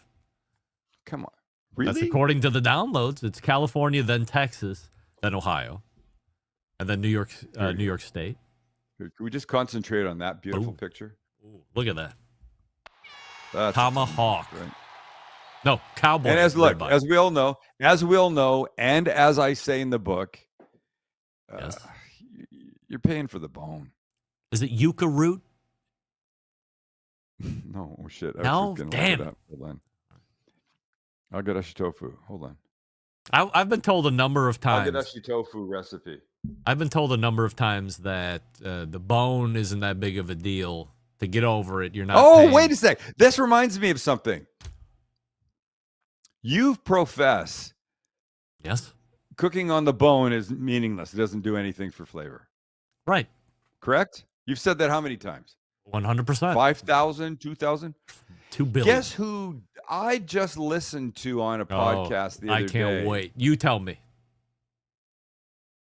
It's one of your boys. Malcom Reed. Okay, guess now, what? Look Malcolm, you got Malcolm's so wrong. upset. You got so upset. Malcolm's you wrong. miscalced on your stuff. So Malcolm's not number wrong. one, I think. What's the commercial for that beer? Modelo? Yeah. Damn it. There's a catchphrase at the end. Who cares? Malcolm in this instance is wrong, and I think, if I'm not mistaken, he walked it back a little bit. I don't think he said. Oh, did he now? I don't think he said that it added any flavor. I think he said that the meat closer to the bone ends up not getting cooked as much, so it's more tender. I don't think he. No, he said he liked to cook professes- them though. No. You're completely wrong. Malcolm's right, and you got to bow down to Malcom Reed because he's a god. Yeah, well, I mean, I don't know if you know this or not, but there's no such thing as gods. Secondly, what? I mean, you're allowed to be wrong Right? He's allowed to Who, be you? wrong. I'm not He wrong. wasn't. He was right. Scientifically I'm not proven, arguing- the bone does Excuse me. nothing. The bone is bone. I'm not- It's calcium. I'm What not comes co- out of a Oh, bone? my What's coming out God. of a bone? What It's flavor is not coming what out of a comes bone? out of the bone. You don't understand how something cooked beside a bone could benefit from the way the What did bone I just heats, that kind of say? thing. But this is not what I'm talking about. My mentioning of the bone was to say, as I say in the book, look, yes, in that recipe with the tomahawk, understand it's a party trick. Obviously, it's You're only paying aesthetic. per pound. You're paying for bone, but sometimes you want to be able to go, look at this, bitch. Yeah, and hold something up. You want to impress your friends. You need only look at the number of tomahawk steaks that are sold in restaurants to understand that it's sometimes people want that. And by the way, it's daikon radish that goes on. Oh, damn it! I was just you won't believe this. I was just gonna flash this. I have proof, is what I'm about to show you here. Go ahead. Sorry, I meant daikon. Connie Rempe. You have proof, or Connie Rempe has Connie proof. Rempe, daikon. There you go. You don't say I have proof. I was going to say I have proof that somebody in the chat said daikon. Connie Rempe. Connie Rempe not me. has I don't proof. know. I gave all my guesses. You said I have proof. That somebody in the chat said daikon. This. That's all. You know, funny when we argue, people they like that better than when we get along. We do get along. I'm starting to smell my dinner. Oh, I have a rice cooker going with rice, some beef, some vegetables, and some curry. That is just making my house smell amazing right now. Oh, you like curry? Do you ever buy those golden curry packets? Look up golden curry. I'm not a big curry guy. Oh yeah, You like things from America. I don't. No. Don't do that. I don't eat none of that foreigner food. Here we go. Unless it comes from suspicious Mexican restaurants that are not really Mexican. Yes, right. Let's make sure we offend me and the non-real Mexicans who happen to be from Mexico. Let's do that. Can I put you on hold just for 1 second, and then we can come back and we can talk about people that are public relations experts? Oh. Yeah? Are they really, though, experts? Are they? I guess we'll tackle that here in just 1 second. We're talking with Sam, the cooking guy. It's Franklin Barbecue Pits time, gang. So if you are in need of an elite offset cooker, you want to add one to the backyard, franklinbarbecuepits.com is the place to go. You can buy one right there if you want, and it's delivered to the bottom of your driveway where you can then cart it up to your garage or around the house or whatever. You don't have to put it together. You just have to unpack it, and you're ready to cook on it. It's 1/4-inch thick American-made steel. America, baby. Anything that sees heat is built to withstand it. It's not going to wick away. It's not going to be low tolerance, any of that crap. Now, as I've mentioned the last month or so, this is the time of the year when we're recruiting for new dealers. So if you're looking to open a barbecue supply store, or you already have one open, or you're living in the realm of both of those, and you're looking to bring in an elite pit to put on the floor, a silent salesman, if you will, then Franklin is the one you want to choose. You go to franklinbbqpit.com, you fill out the dealer form, then you're going to talk to Matt Gase. He's going to work a deal with you. And now, certified Franklin Barbecue Pit dealer. You get all the accessories to put up there for extra revenue streams. And you get this great pit. Do it now. franklinbbqpits.com. franklinbbqpits.com. And then if you are a consumer and you want to buy one, you can find a local dealer near you if there's one near you. And you can also grab one online, get all the accessories, the cookbooks, all that stuff that Aaron's good for. High quality, the best quality, some would say. franklinbbqpits.com. We're back with more Sam the Cooking Guy right after this. Stick around. We'll be right back.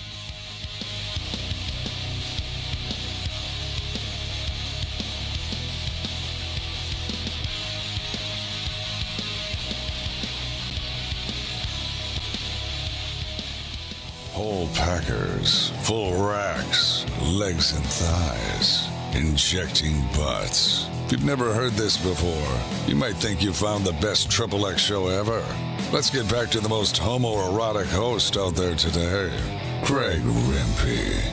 Welcome back. This portion of the show being brought to you by JRE Tobacco, the makers of Aladino brand of cigars. Of course, everybody knows I love the Corojo Reserva line, but the Aladino Classic is great.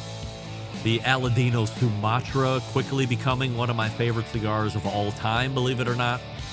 So, if you would like to try a smoking experience that's second to none when we talk about hand-rolled premium cigars, you got to turn to the Aroa family at JRE Tobacco. Visit jretobacco.com to find a retailer near you. And if you already visit a retailer and they're not carrying JRE Tobacco lines like Aladino, tell them to get their shit together and get it in, for crying out loud. What are we waiting for?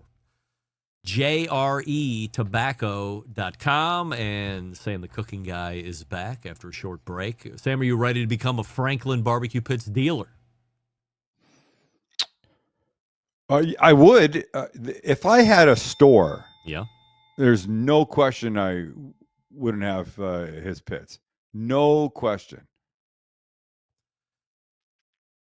What about your dealings with I look PR up to him people? like I look up to Malcom Reed. See what? What are your thoughts on PR people in general? Public relations. This is what we're saying in case people don't know the tech terms. Yeah.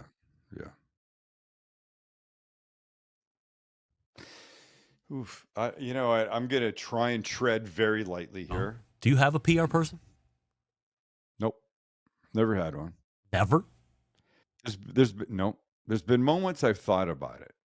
And I know a lot of people do. I'm going to guess that there's a lot of great PR people out there. But whenever I have interfaced with some company's PR people, I've walked away going, what the fuck? Yeah. What's the point? And I don't know that I can say really what I want to say.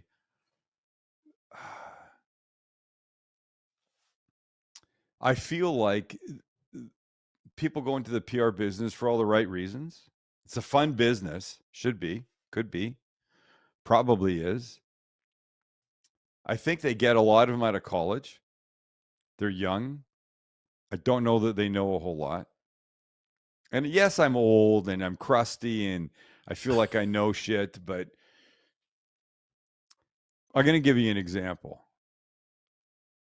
When I was doing stuff with Chosen Foods, Chosen Avocado Oil, who has a bunch of different mayos, right? And they were great. Like some kind of black garlic and this and harissa and blah, blah, blah, all these things.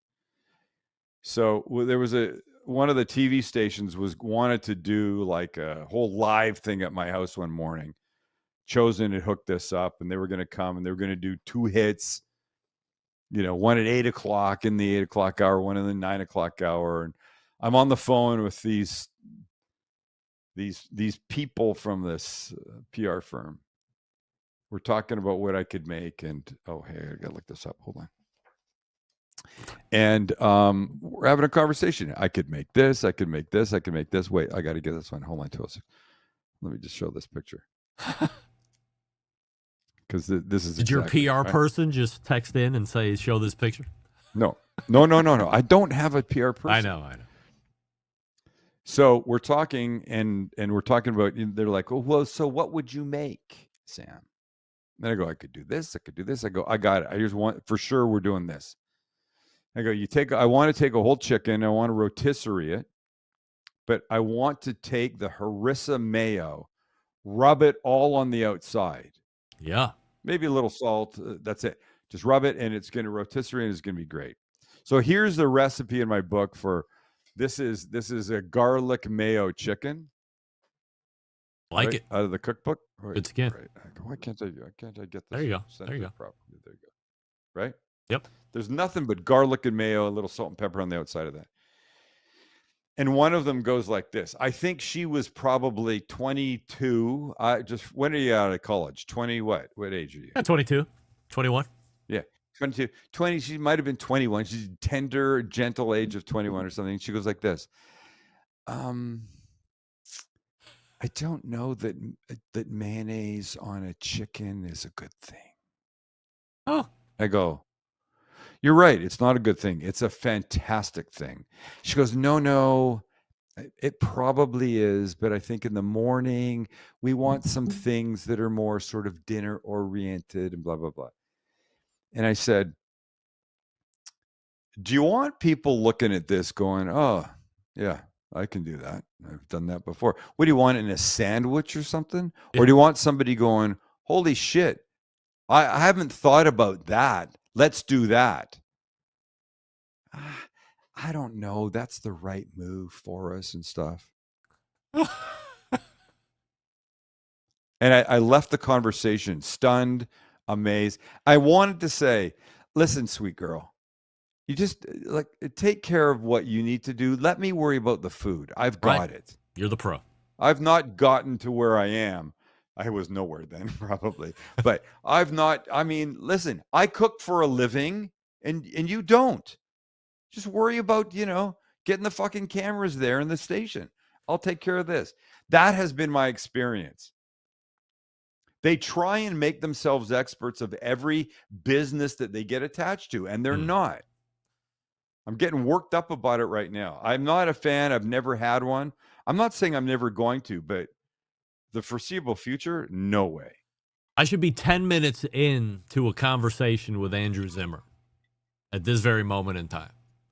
But at 8 o'clock. And by the way, yeah, go ahead. At 8 o'clock. So let me give everybody the full story here. This is the second time that we've tried to get Andrew on the show, and it didn't work out. I was reached out to, this is months ago, well before the turn of the year. Andrew this is so-and-so from this and this company. Andrew's doing a whatever season of his outdoor cooking show, and we think he'd be a great guest. And I'm like, I've seen bizarre food. Yeah. What? These are Andrew Zimmern's PR people. Yes. Be clear about that. I did. Yes. These are his PR people reaching out, not Andrew. It's the PR people. Good. And I said, hey, I know Bizarre Foods. I don't really watch a lot of the other stuff, but I'm not really a TV watcher anyway. But would be a good person to talk to. He seems to have an accomplished history. I could do a good interview with this guy easily. So I write back. Love to have him on. Here are my requirements. Every guest needs to have a USB microphone. If he doesn't have one, I have a few spares I can send out if he doesn't mind sending it back. Or if he wants one, here's a link to the one that I would actually be sending him to borrow anyway. It's $70. Sounds like $1 million. And but the microphone is a requirement. It's a standard. And without it, we're not going to do it. So we set the first interview up. What did they say? No problem? They go, no problem. No problem. He's got plenty. So yes, of course he does. He's a big deal. So we're, chatting back and forth. We get a first interview segment locked down. He ends up having to go out of town, or he's going to be on a plane or whatever. I don't know. So we rebook it. All communication is going through PR people. Usually at some point I'll get handed off to the actual talent, and then I can have interaction. But he's evidently, too big, I guess. So, I'm not trying to see whose dick is better or bigger here, but I think Michael Simon is probably bigger than Andrew Zimmern. No? Completely agree. I can completely agree. I can text Michael Simon right now. I have his personal cell phone number. I go to his house in the Hamptons. I was handed off to him at some point. So, but not this guy. So then we're going to redo the segment for tonight. And no reflection on Andrew Zimmern, though. No, this is what I'm saying. Reflection so on I'm his building. People. I'm building to that. I'm getting it. We rebook it. Same shit again to the PR people. Yeah, it's good. Over the weekend, just want to make sure we're on track for a Tuesday 8 p.m. sound check. Make sure he's got the microphone. Yeah, he's got it. 2 hours, 6 o'clock this evening, Eastern. send another note out to the girl. Are we sure he's got the microphone? He's got the microphone. 8 p.m. Looking forward to it. Okay. So Great. At 8 p.m., show up. He jumps on. It might as well have been in the middle of a friggin' grocery store for all I know. It was loud and chaotic. And I wasn't going to ask about anything in that regard at that moment. He's like, hey. I said, hello? Is this our sound check then? Are we good? I said, show me the microphone, please. He's like, what microphone? And I said, I made it very clear in the communications with your PR ladies that this interview requires at least a USB microphone to ensure the sound standard that I've set for the show over the last number of years. And he said, that's the first I'm hearing about it. I'm like, are you kidding? He said, no. I was like, well, this is about right. Because I've been going back and forth with these two. Because they're fucking PR people. Yeah. And get your shit together. God. So I asked this other guy earlier today. Let me pose a scenario for you, and you tell me what you think is true. That these PR people told Andrew Zimmern, you got to have a microphone or you're not going to do it, and then he just decided not to be ready? Or do you believe they actually didn't tell him about the microphone? The way he reacted to me saying, show me the mic, leads me to believe they never mentioned anything about having a microphone. So I replied back to the lady. I said, hey, it's 8:15. I've canceled the segment. He has no microphone, A. B, he has no idea he was supposed to have a microphone. So, and what was the response? No reply back at this point. We are now at 10:51 p.m. Eastern. So, again, no shade on Andrew. No shade on it. You know, here's a good PR person. Andrew, your thing is with Greg on Tuesday night. Need a microphone. Do you have one? Yes or no? No, I don't know what you're talking about. I'll have one for you. Come to the house. Don't worry about it. Right. That's what they do. But they don't do that. You know why they don't do that? Too much Because work. They're fucking 20. No, it's not too much work. They're 20 and they don't understand, what the work world is, how to follow up, how to be on top of things, how to make sure that the person on the other side doesn't have to do anything. But let me ask you this question. Don't get me worked up. I'm gonna start to take it in a different direction here. Yeah. Where do you think the guest places the value on how good they look and sound? Because I believe now more than ever that, especially in the podcast space, that unless you're showing up to a podcast studio that's outfitted with all the gear, if it's going to be a remote connection, however you're going to do it, I think by and large, if you're a nobody and you're on as a guest, you're in the dark. But if you're somebody of some accord, I think they think it's good enough you got. It's going to be however you're going to get me is how you're going to get me. I don't want to assign that to Andrew Zimmern because I don't know him at all. Here's why I'm going to challenge that immediately. Yeah. He's been on television a billion times. He's got a production company. I mean, the guy obviously values properly produced stuff. Why wouldn't you care how you're going to be coming across? Aside from not getting the information about having a USB microphone, why wouldn't that just be part and parcel? Please, can I say something? Go ahead. You know, I did this online live book signing last week. And apart from the technical difficulties that are fraught with live streaming, whatever, doesn't matter. They said, here's what we're going to do. We want to come. It's a Walmart and this company is all good and we're going to shoot it. My question was, how many cameras? And they said, there'll be one person. I go, will it be on handheld or tripod? And they go, it'd be tripod. I said, all right, I want this to look as good as possible. I would like to have one of my guys come, Chance, so he could, when there's a close-up of food, you get a close-up of food. Because if the camera's on a tripod 8 feet away from me and I'm doing something here on the grill or on the counter, they really don't see it. Right. I know to ask these questions. I'm surprised. Am I surprised that Andrew didn't say I should have a good mic? It may be that I don't want to think that about him. I don't want to think that about anybody, but you and I subscribe to the exact same theory about quality in sound and video and how important it is. And I've told you, I will not listen to, I don't know who, you had an interview once not too long ago. Something happened and the guy didn't have a thing and I wouldn't listen. I won't listen to those. It's too much work to listen to a shitty sounding interview. I won't do it. Wasn't probably you, somebody else, but I won't do it.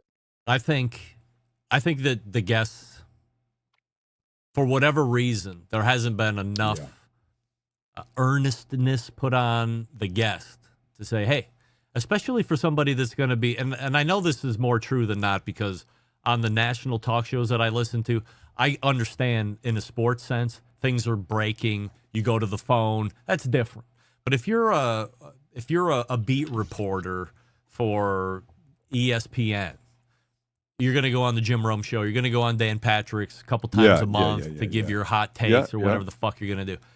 You can't connect through Zoom after all we've been through and not have a microphone and sound like you're in the studio, or give yourself the best chance of sounding like you're at least in the room somewhere with those hosts. But instead you use your microphone on the computer and you sound like you're in your toilet. But later in the day, you go to the ESPN studios and you get your mic put on and you sound like $1 million bucks. You know what? What I is agree. that? I don't get it. Listen, I'll shoot a little 30-second video about a new taco at Not. And I won't do it unless I have my proper Rode mic. You know what Rode is? You know the Rode mics? I'm sorry. What? I won't do it unless I have my proper mic. If I get down there and the person shooting it with the iPhone, which is fine, looks great, says, shit, I forgot my my mic. I go, I can't do it. I'm gonna do it. How do you get the microphone to not scrape against your shirt when you shoot? Chansey builds this little concoction. There's tape and there's these little buffer pads that hold the mic that sort of, I have to send you a picture of it. I'm dying to know. So I don't know if I can do this representatively. Hold on. Let me get close. So imagine my fingers are, I can't do this. That's not going to work. I'll send you a picture of it. Yeah. But he's got these little, like pads. Like the little butterfly stick out pads? That stick out about a 16, I don't know what's between a 16th and an 8th. 8, 9, 10, a 12th of an inch. And then the microphone sits back. So if the shirt rubs, it rubs on the pads, not on the mic. So the mic's under the pad and then it's adhered to your skin? The mic is shielded by those pads that are more forward than the mic. Yeah. Oh. I used to work with a guy. I shot a lot of stuff with Qualcomm. It doesn't matter why. It's another life. This guy was the best sound guy I ever knew, Robert. He's a weird guy. We'd walk into a sound guys are odd. We'd walk into a hotel room and I'd have to do some VOs for a bunch of stuff we just shot. And the second we walked into the room, he'd go like this. He's looking for echoes. And this guy could build a sound booth out of blankets, pillows off the couch, pillows off the bed, that would sound like you were in a $45,000 studio in mid-Manhattan. And he built this, he had this thing that he would do that was amazing. And when at some point in the 8-10 years ago, I reached out to him, I go, dude, we're doing the YouTube thing. I'd love to know, what is that? Fucker wouldn't tell me. Would not tell me. That's his secret. Come on. That's what makes Dave Dave. Wait, who's Dave? Robert was his name? Robert. Dave? Yeah, Robert. Sorry. Yeah. Robert. Yeah, I was like, what? Come on, man. What? Hmm. You're gonna share it? What is that, a corporate secret? You can't let people know what that is? Maybe they say you got to bring in better? Robert the sound guy. He's the man, and that's We the don't thing that need puts a him over the hump. sound guy. I just want it to, I mean, come on. Huh. I'm not asking for his Cherry's Jubilee recipe that won him a Michelin award. And now I'm going to open a restaurant with the same recipe. Don't be an idiot. Are you giving away 1,000 bottles of Kewpie mayo? Yeah. 1,000? 1,000. Wow. They'll send it to you even. You don't even have to go pick it up in Tokyo. They're gonna send it to you. Evidently, they fly over your house in a helicopter and drop them down. God. I forgot to send you. I was going to send you pictures of the other QPs. But there's other the QP that you. I get the one that you go to an Asian. The red marking on. You go to an Asian supermarket. Yeah. Buy a bottle of QP, plastic bag. Little QP babies on the front. That's a Japanese version. There's another version that they sell in Costco that does not have MSG in it. This is not the one. I mean, look. I want MSG. Fan of QP. They sponsored the video. I love them, and by the way, MSG is not problematic. Years ago, they thought it was, like they thought eggs were a problem. Eggs are not a problem. I love eggs. I eat at least probably 2 eggs every day. Oh, I eat 6. It's my breakfast. 6 every day? Yes. Attaboy. Love eggs. Protein. The eggs would be my final meal. Let's do that one day. Let me come on with the embedded correspondence and we'll do our final meal. Can we do that? Do we do the questions first and then we do final meal? Yes, of course. Do you want to do it in April? Do you want to do it in March, at the end of March? Sure. All right. I already got a list of surety questions going. What's the date? So funny when people ask you what a surety means. I love that. And you got so pissed the last time. Yeah, but you went off on like a 3-minute tangent. 326. Rant. Yeah. I think 326. Yeah. I got one extra slot. How's the slot? I got one extra slot to drop you in. There's only one other person who's going to get that reference, by the way. I don't need an extra slot. I just want to sit in on the. No, I have one extra line. So usually it's three of the 4 Oh. lines taken. So we'll be able to use the big box. And why do you have one extra one? Whatever the streaming package that I have comes with 4 I different call-in lines simultaneously. So I just use 3 with Okay, the cool. other Yeah, guys. I'd love to. I'd be honored. Let's make the last one final meal. All right. We'll do the final meal as the question to lead us out, as they say, to lead us out. So lead us out. What should I be making for dinner tomorrow night before I let you go? I'm going to tell your viewers, your listeners, your podcasters. Audience. Go to the Cooking Guy on YouTube. Yes. Find the American chop suey recipe. You can think of it as beefaroni. You can think of it as macaroni with the ground beef and stuff. I'm telling you, it was suggested by a viewer. It's one of the greatest things we've made.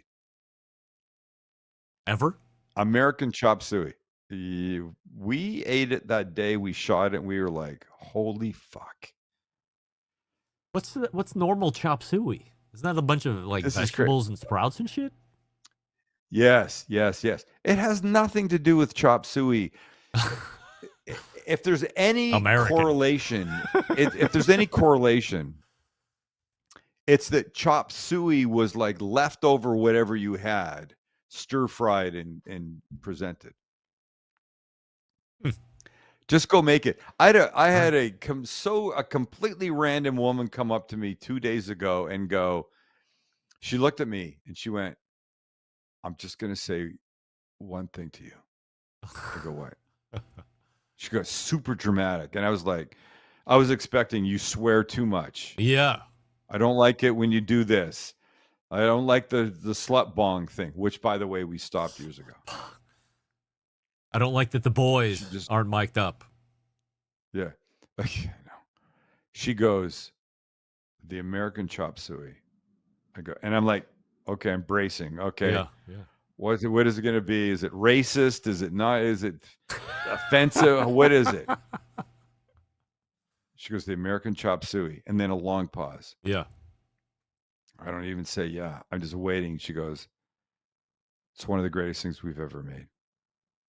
I'm telling you, it is stupidly good. Wow. Go make that. I'll make it. I'll make it on, I'll make it Friday, maybe. There's a bunch of recipes out there. I'm telling you, it makes a shit ton. Just, you'll like Good. it. And by the way, if you're a marijuana smoker, baby, are you going to love me about 11 o'clock at night when you remember, if you can remember, it's in your fridge, because the shit microwaves back to life beautifully. Wow. Well, I'm excited now. Beautifully. Yeah. American so chop good. suey. Don't get fooled by the American name. chop suey. All right. AKA American goulash.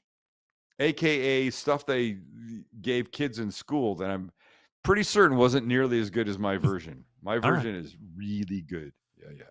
We're going to do it. In the meantime, thecookingguy.com is the place to go for recipes and to link everywhere else. Shop stcg.com for all the accoutrement that you would like to outfit your house and dressers and all that stuff with. And then don't by the forget, way, pre-order a copy of this before next Tuesday. Right. It ends actually a Monday night at midnight, wherever you are. Not only will you get 2 video recipes that are not in the book. Oh. You'll also be entered to win a complete set of Sam the Cooking Guy knives that are... Wow. Retail value $1,847 before shipping and handling. Not true, actually. That's not true? I think it's about almost 900. Wow, well. Not that still, much. I'm not some... pretty good. I'm not some Ponzi... I'm not a Ponzi bitch. Yeah. I don't know what that means, but I'm glad you're not a Ponzi bitch. Sorry. Can I make Ponzi a shirt is a Brit for that? I'm not a Ponzi bitch. I'm going to make a T-shirt. Yeah. Ponzi is a British slang term for super fancy, upscale, that kind of thing. Yeah. Ponzi. I'm not a Ponzi bitch, mate. You know what I mean? 3.67 million folks as of March 2nd, 2024 subscribe to the Sam the Cooking Guy YouTube channel, if you can believe it. And you can find him on Instagram and all the other social media handles. Sam, always appreciate the monthly visit. And we'll see you in 3 weeks as we end up March. And then we'll see you again the following week as we start April. It's a lot of Sam all here all the time, and we love it. By the way, you better send me an invite for the March thing. I will. I will absolutely forget. I will. All right. Absolutely. In fact, I'm forgetting as we're talking about it. I'm going to send you it as soon as we're done here tonight. You're the best. All right. Love see you, you, man. Sam. Love you. Sam the Cooking Guy right there. Thecookingguy.com is the website, and check him out on all the other social media handles. Last one to go before we call it an evening, and we're a little bit over here. Listen up, gang. Our friends at Big Papa Smokers have something special just for you, listeners of the show. Whether you're a seasoned pitmaster or grilling newbie, Big Papa Smokers, your one-stop shop for all things barbecue.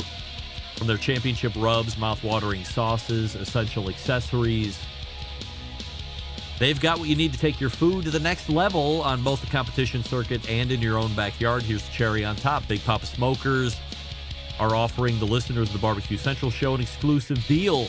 Use promo code REMPE, R-E-M-P-E, at checkout. That's R-E-M-P-E. And you get $10 off your next $50 purchase of rubs and sauces and accessories, or an amalgamation of all of those. Imagine the possibilities.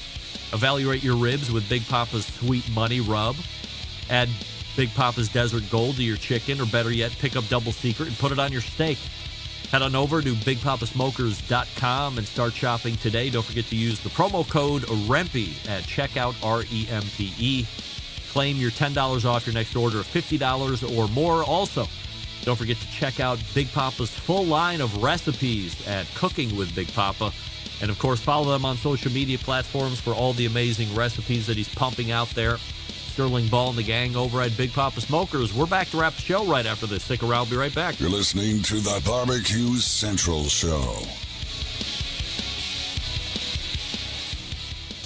Let's get back to a guy who has more experience giving you his opinion than he actually has cooking. Once again, here's your host, Greg Rempe. And we thank Sam, the cooking guy, for joining us for an extended segment or two. What's going on? Might be pulling my ear leads out of my ears here. Sound keeps dropping out. Anyway, we thank Sam, the cooking guy. TheCookingGuy.com is the website. Don't forget to pre-order the book, but as I look through all the instant chat, it looks like a number of you have already done that anyway, so we certainly appreciate that. And there was a website that was like Kewpie Mayo giveaway. If you go watch the latest Sam, the cooking guy video, he's doing 10 different recipes with Kewpie Mayo. Some make sense, some are a little outside the box, but there's some website that they keep flashing. I think it was like KewpieMayoGiveaway.com. And you can try and get one of the free 1,000 Kewpie Mayo bottles that Kewpie Mayo gave. So try your hand at that. Why not get free stuff? We love free stuff. Also, we welcome, again, at the lead of the show, Schwank Grills to the team here. SchwankGrills.com and promo code BBQ Central for $150 off any Schwank grill. All the way back in the first hour, Malcom Reed started us out, and then Matt Osman picked us up and carried us to the finish of that first interview segment. And then after him, it was Mike Lang from Another Pint Please. AnotherPintPlease.com, his website. Second hour, Sam, the cooking guy, TheCookingGuy.com, his website. Follow him on social media as well. Big show planned for you next week. Meathead leading off. Robert Moss after him. And then making his triumphant return back to the Barbecue Central Show jungle, Chad Ward, if you can believe it. That's right. High-level executive over TraegerGrills.com, Chadley Von Ward, will be back in the Barbecue Central Show confines. He's got a new podcast coming out. We're going to talk about a whole bunch of stuff the whole second hour. It's us catching up, sharing stories, telling lives. It's going to be a barn burner, to say the least.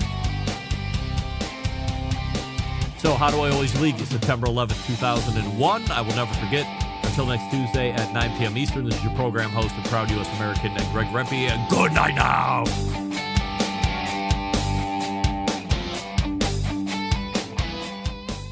Yo, pod! This is Meat Mitch, and you're listening to the Barbecue Central Show.